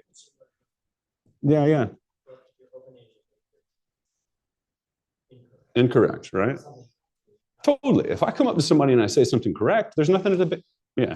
If I come up to someone and I want to start a debate, but I say something correct. Unless they don't know it's correct. If they don't know it's correct. If they don't know it's correct. Yeah, totally.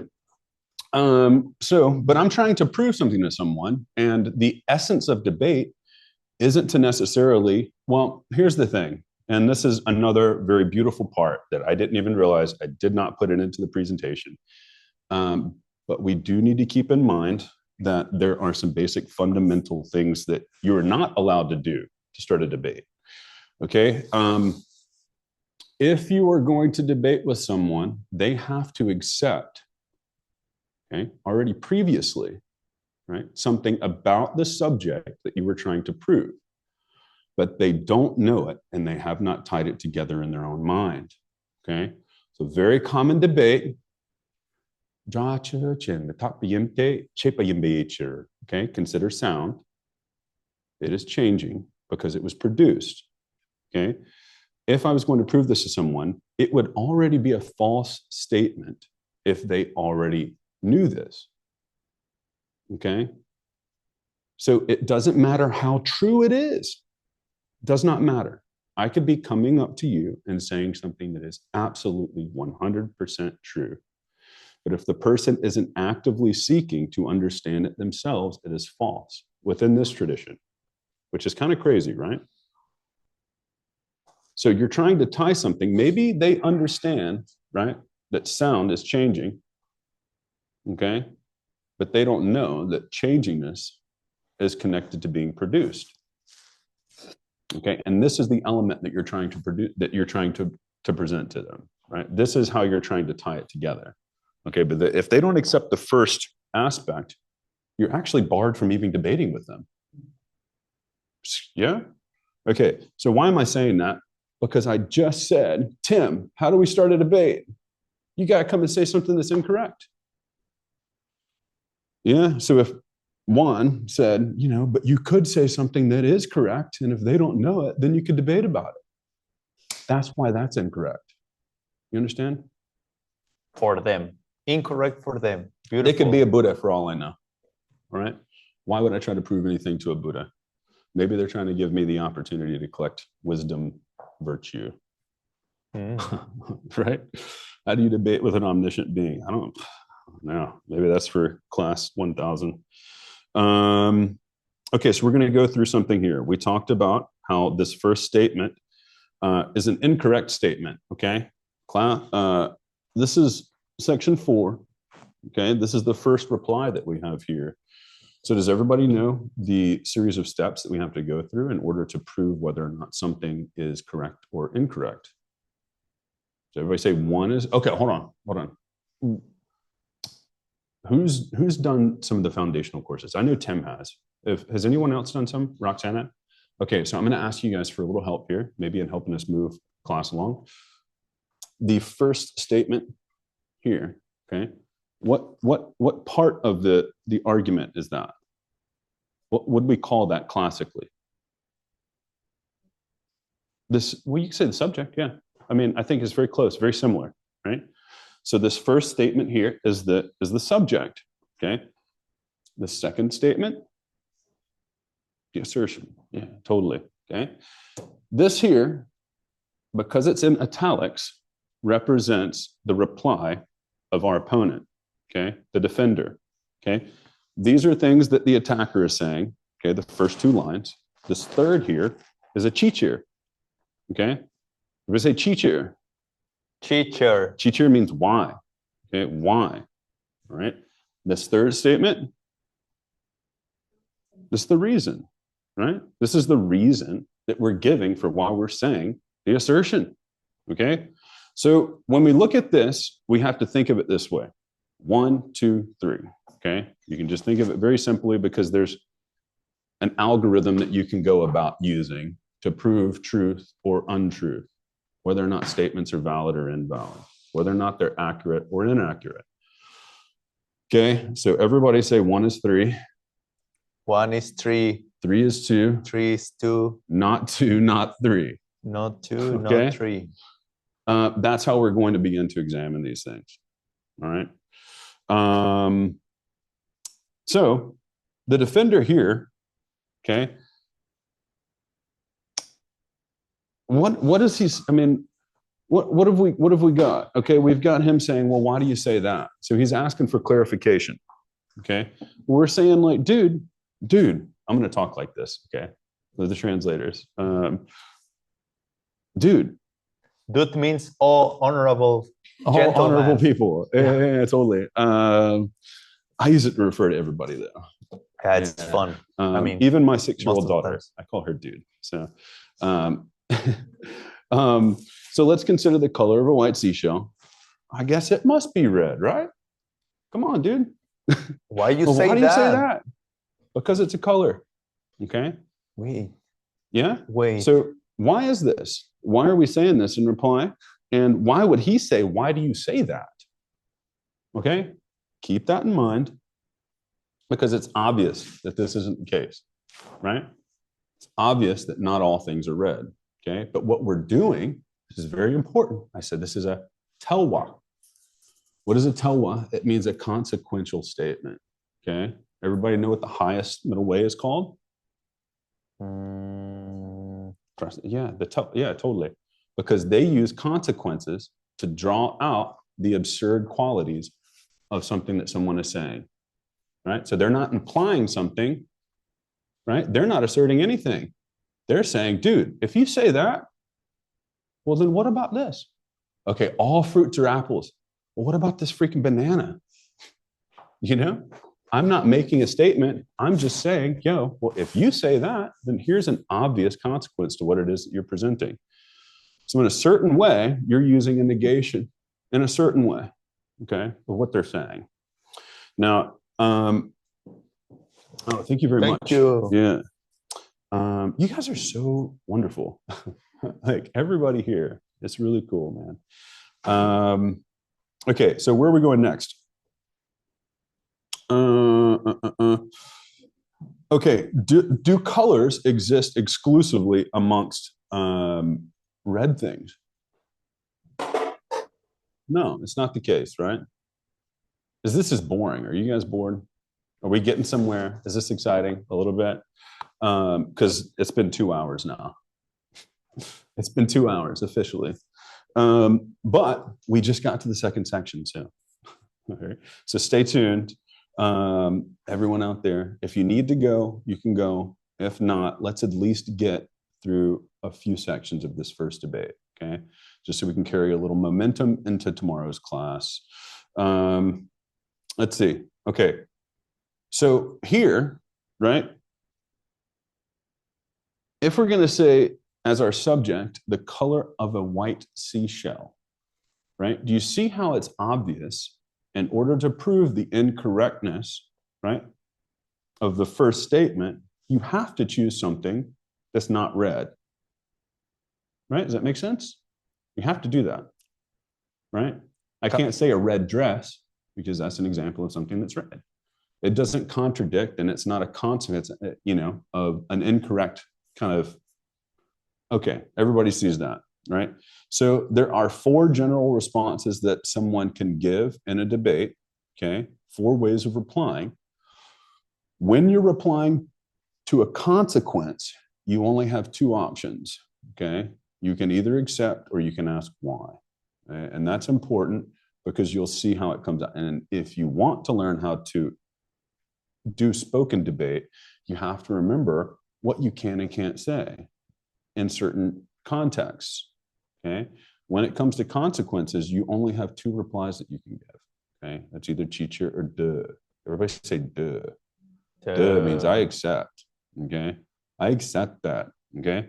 So if our defender can't say, I accept right here, he has to say chicha in order to keep the debate moving, right? If he says, I accept that the color of a white seashell is red, he's contradicted himself already, okay? But really, if you look at it, there's no good way he can reply, okay? There's nothing he can say, okay? And in general, okay, so what we're going to look at here, okay. Everybody say kaba. Kaba, right? Kaba means like, it's not necessarily the case, okay? If you say kaba K, K means that's what you said, okay? So if I say kaba K, it means, dude, you know, you just said that. You just got through saying that, right? And you can get, like, on the debate ground, you're actually supposed to get animated and you're supposed to be like, dude, you just said that, you know? You got to make them feel bad for saying such an incorrect thing, okay? I mean, not really. I didn't mean it quite like that, but okay. Adding drama. Yeah, good drama. It's important. Thank Makes you, dude. things fun, exciting. Sometimes. I mean, okay, so we can see that, yeah, there's actually nothing the defender can say here, okay? Because he just said chichir. He just said what? He just said why. He said, okay, well, consider the color of a white seashell. It must be red because it's what? It's a color, you know? And he said, why? Why do you say that? And we said, well, dude, that's what you just said. You just said that if something's a color, it must be red. Yeah? You guys following so far through the first 3 sections? Okay. Suppose something is a color. Okay. And if it's a color, it's always red. Second statement, he says, well, why would the color of a white seashell be red? And you say, well, dude, that's what you just said. You just said that if something's a color, it's got to be red. Okay. So what we're going to see here is how we start to go through. How would you prove something? How would you prove that something's incorrect? Okay, so pay attention to what happens here with color and white. Okay, so we first said, consider the color of a white seashell, didn't we? Remember? And then, because we went from something being red, then we said, okay, well, what about the color of the white seashell? Okay, now, where's the color of a white seashell now? It's in the subject, right? That makes sense? it makes sense. Okay, and then now pay attention to where white is right now. Okay, it's down here in the reason. Okay, what you're going to see is that you're going to start drilling down, okay, in this format of debate. So we're going to have to prove something about a certain subject. And then when we prove that, we're going to drill down one more kind of level, all right? So you'll see how the subject and the reason will actually switch places now, okay? And this is very important because, once again, you have to understand that if you're going to follow why they're saying these things, okay? There's a certain structure to it, okay? let's see. If I say to you, the White House, Tim and I talked about this the other day when I first got here. Okay, we were talking about a white horse. Okay. Is a white horse white?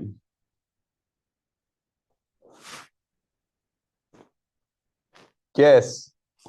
No, the white horse isn't white. Is this, yeah. Are Wait, you guys, why do you mean by is? is? Depends on what the meaning of is. Exactly, because in Spanish we have cero estar, and Yeah. other languages have that distinction of a permanent state of being. I was talking about Lewinsky. Oh. Lewinsky. Never mind. Yeah. So is a white, yeah, right. it's like, is your shirt white? Mhm. Maybe, but Yeah. what do you mean by is? Yeah. Well, I think the more important distinction, we could go there, but the important distinction here is that the white horse is not white because the color white is a color and a horse cannot be a color. Mm. You understand? Yeah. It can have a color, but it isn't the color.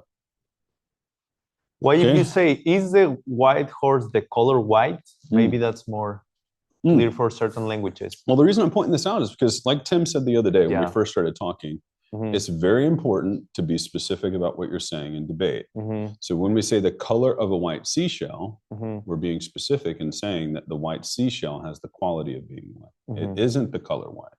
Okay. Mhm.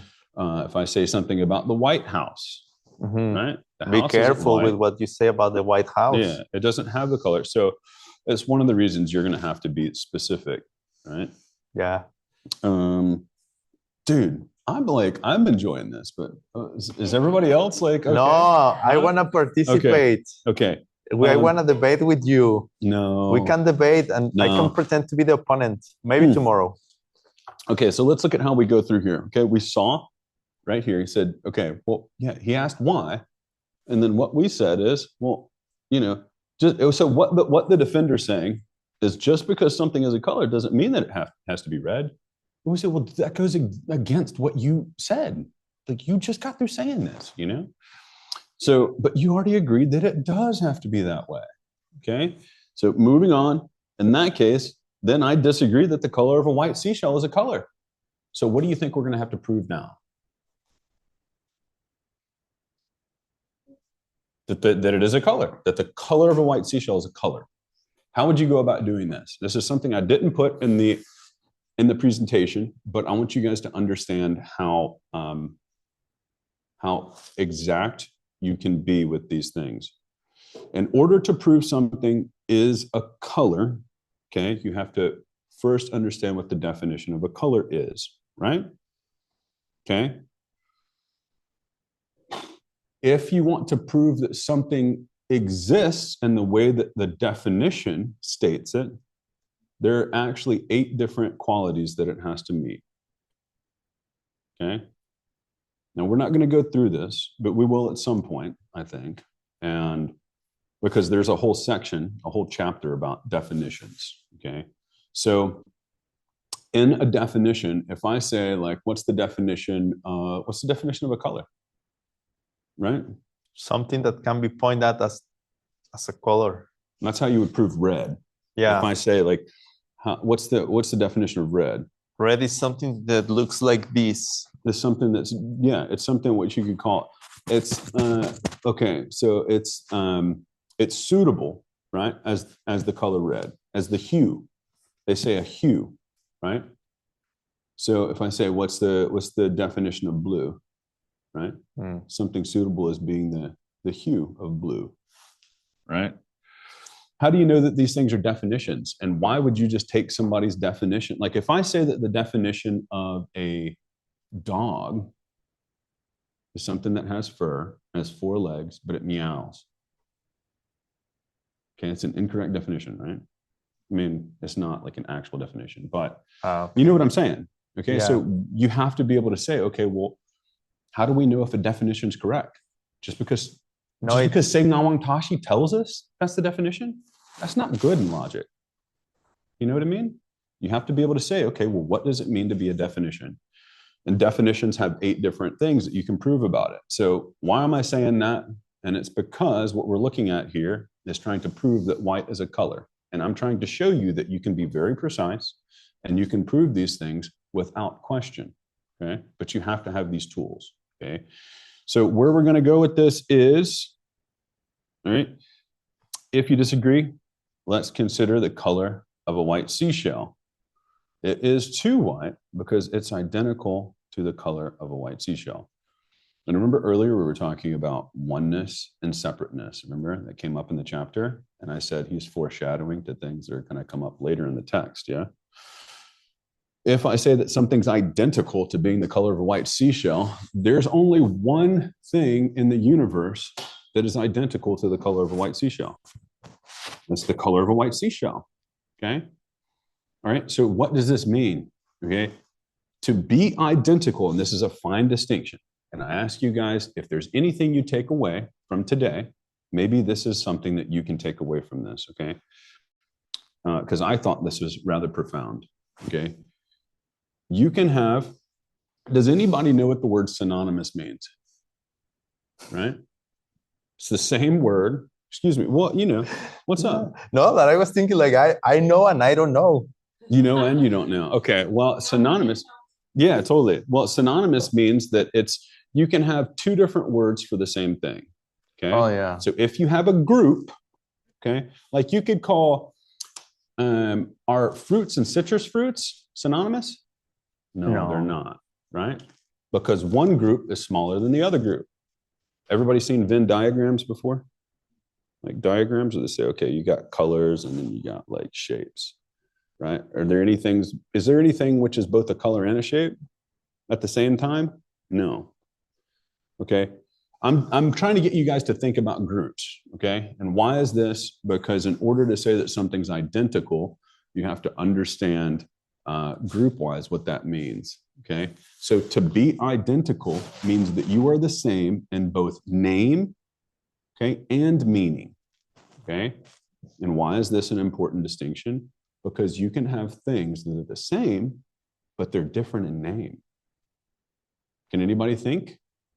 Anybody gone through course 4, foundational course, okay? Anybody had DCI level 7? Geshe Michael talks about touching the diamond world, right?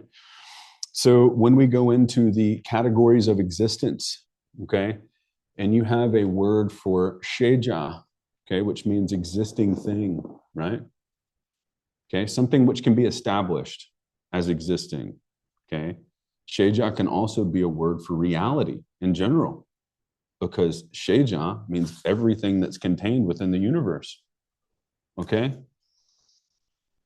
There are synonyms for shejas, okay? Anything that can be perceived by an omniscience, by a Buddha, refers to the same thing, okay? I'm losing you guys a little bit, I can tell, right? But I want you to struggle with it, and I told you I was not going to make this easy, okay? If this doesn't make sense, listen to the recordings and struggle with it. But I'm not going to dumb it down, because you got to get these things, okay? Seriously. Now, if I say that two things are equivalent, that means they cover the same group. There's nothing outside of one group that is not outside of the other group. They mean the same thing, okay? But if I have those things and they are two groups, right? But there are different names for the same group, okay? You can't say that those things are identical. Do you see why I'm talking about this now? You understand, right? The word identical, very specific word. Identical means that it is the same in both name and meaning, and there's nothing, okay, that is other than that thing, all right? Maybe this is a good point to wrap it up. Yeah, so we've been going for 2 hours and 15 minutes. I think that accounts for maybe some of the time we lost being a little late. But I think we're getting into some territory here where hopefully you can see that there are different levels with which you can use to look at this. And even though this seems to be a very surface level, common sense debate, you can see that there are some really cool ideas that are there. So if I say that something's identical to the color of a white seashell, that means that it has to be that. I just proved the color of a white seashell is the color of a white seashell. But he still disagrees, okay? Well, he agrees. He says, okay, I agree with the original statement. It is red, okay? So he just agreed that the color of a white seashell is red because he can't say anything else. So we trapped him. This is very much so like calling somebody in check if you're playing chess. So we just put him in check. Okay. So he goes through again and says this, and then he comes down. Let's go to section 10 just really quick. Okay. Because being entirely white and being entirely red are two contradictory things. Do you remember when Juan was talking earlier about things being red and white? Can you have one thing that's entirely red and entirely white? You can't. Okay. For one person at the same time, you cannot. So we just proved him wrong. I just moved to those last two sections pretty quickly. We went kind of quick through those things, and we can prove it another way here. But what I wanted to understand, okay, now if I was going to pull this up. So remember I said we were going to go through the debates, but what we want to look at now is maybe how we could see this same thing through the lens of emptiness. Okay? This is the most important part of anything we said. This is what Geshe Michael asked us to say, right? So I think there's probably a really good reason. We've got different ways of looking at this, right? Here's a logical breakdown of everything, okay? And we're going to look at how Prasangika, let's go back here. All right, so we were talking about colors, right? What did Geshe Michael say is the key to the door to remember? Chichedra, okay? Yeah. I'm getting such indicators that this is like gone on too long. Okay, so what did Geshe Michael say was the key to the door to emptiness? What was Geshe Michael studying when he saw emptiness directly? Chichedran. Chichedran. I don't know if you said it or not, but you said something, and I'll take it as being correct. Okay, he was studying Chichedran. Okay, so how can we apply Chichedran to colors and red and white? I'm asking for a little participation in the audience. Yeah, totally. Perfect. Perfect. Right. So colors are members of the set. Excuse me. Red and white are members of the set of colors. Right? So he's already introducing you to categories, right? And how you should start thinking about things. So red has the quality of colorness, doesn't it? Right? And we could go kind of deep with this, okay? Every color has the quality of being a colorness, right? It has the quality of colorness to it, okay? Just in the same way that every car has the quality of carness that accompanies it. If that quality was to change at all, it wouldn't be colorness anymore. And this is, if you think about that, you'll understand why mental images are unchanging. Okay? This is like very deep stuff. Okay? If I say that everything has to have a list of qualities in order to be itself, like the color white has the quality of being the color white, but it also has the quality of being a certain color. It has a colorness, right? There are also another list of things, like it has the quality of being a changing thing, right? Okay, it has the quality of being a cause and an effect. Okay? And if any of those qualities that come along with that object were to change, its identity would change, and it would no longer be that thing. You understand? Everything has a list of things that makes it itself. And if you change one of those things, then it's no longer that thing. You see? This is a proof for why mental images are unchanging. I had to think about this for 14 years, and it just came to me about a week ago. That's why I'm sharing it with you. Okay? I never understood why mental images were unchanging. But if you think about what I just said, right, you'll understand. Okay? We're looking at things through the lens of emptiness, through the highest school. Okay? And I'm trying to present you guys some kind of more advanced topics, all right? If I say that qualities, right, are dependent upon the category to which they belong, what does dependent mean? If two things are dependent upon one another, they cannot be self-existent. Okay? And if I tell you that the color red is dependent upon the category of color for existing, that means they're not self-existent. All right? You can get things out of these basic debates, okay? Right? If I say that colors, okay, does everybody, can you guys sit with that? I just gave you guys two pretty advanced things you can think about, all right? If I was to say that Okay, does anybody else have a good example for why colors might be empty? Okay, if something is not empty, like this water bottle, this water bottle has to be empty, because if it wasn't, it would be the same for everybody who perceived it. And we know that's not true. She's not back there. Can somebody grab that? Marina just walked out of the room. Is that somebody calling telling me to shut up? Like, move on. For the second time. Okay, so you guys are all sitting in different areas of this room, right? That means you all have different perspectives, which means that you are all seeing different parts of this water bottle. If this thing was not empty, everybody would have to see it the same way. Okay? In the same way, Geshe Michael, I heard him give an example of somebody who's a serial killer. Okay? Very bad, right? Yeah. However, we're sure that his mom probably loves him. If he was self-existent, everybody would have to see him as a horrible killer, or everybody would have to love him. Okay? In the same way, the reason that colors are empty is because there are certain people who are colorblind, right? Some people may see green as being blue, and some people can, you see? So this is another way you can think about colors and how people don't see everything the same way. All right. So with that, I'm sorry to bore you guys, right? It seems like maybe the energy in the room, does everybody need a coffee at this point? Or am I the only one that's like, still pumped up? Okay, so we're good. I think we kind of moved through the first debate. You guys can see that there's a logical flow to proving these things, right? What we did is we went through, they say that when you're giving a presentation, after you do it, you got to tell everybody kind of what you told them, all right? So we went through a logical debate.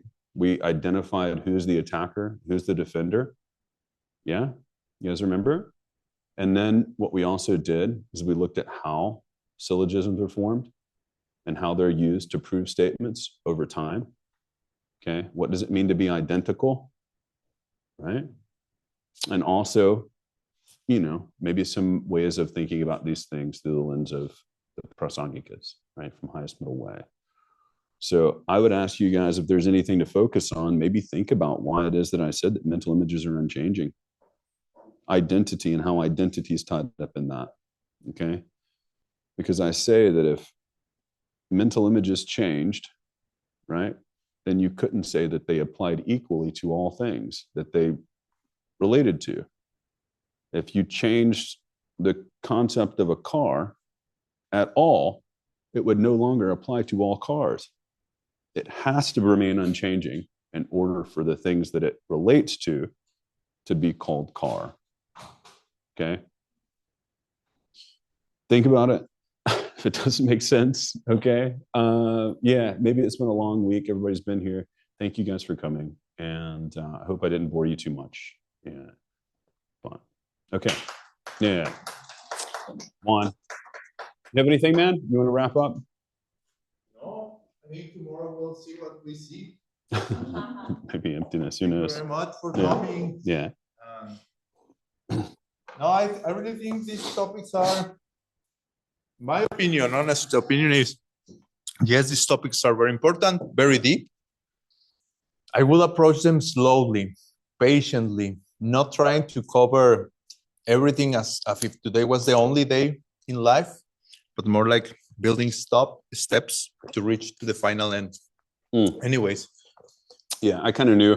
Thank you, everybody, for staying. We're 30 minutes over, and I think it was too much because everybody was slowing down maybe a little bit. But thank you, everybody online who stayed. Yeah, everybody stays. Only like 14 people. 10 people, yeah. 15, including me. Only 15 of us Wimpies. Look at that. Everybody's saying amazing. Nice. All right, beautiful. Dude.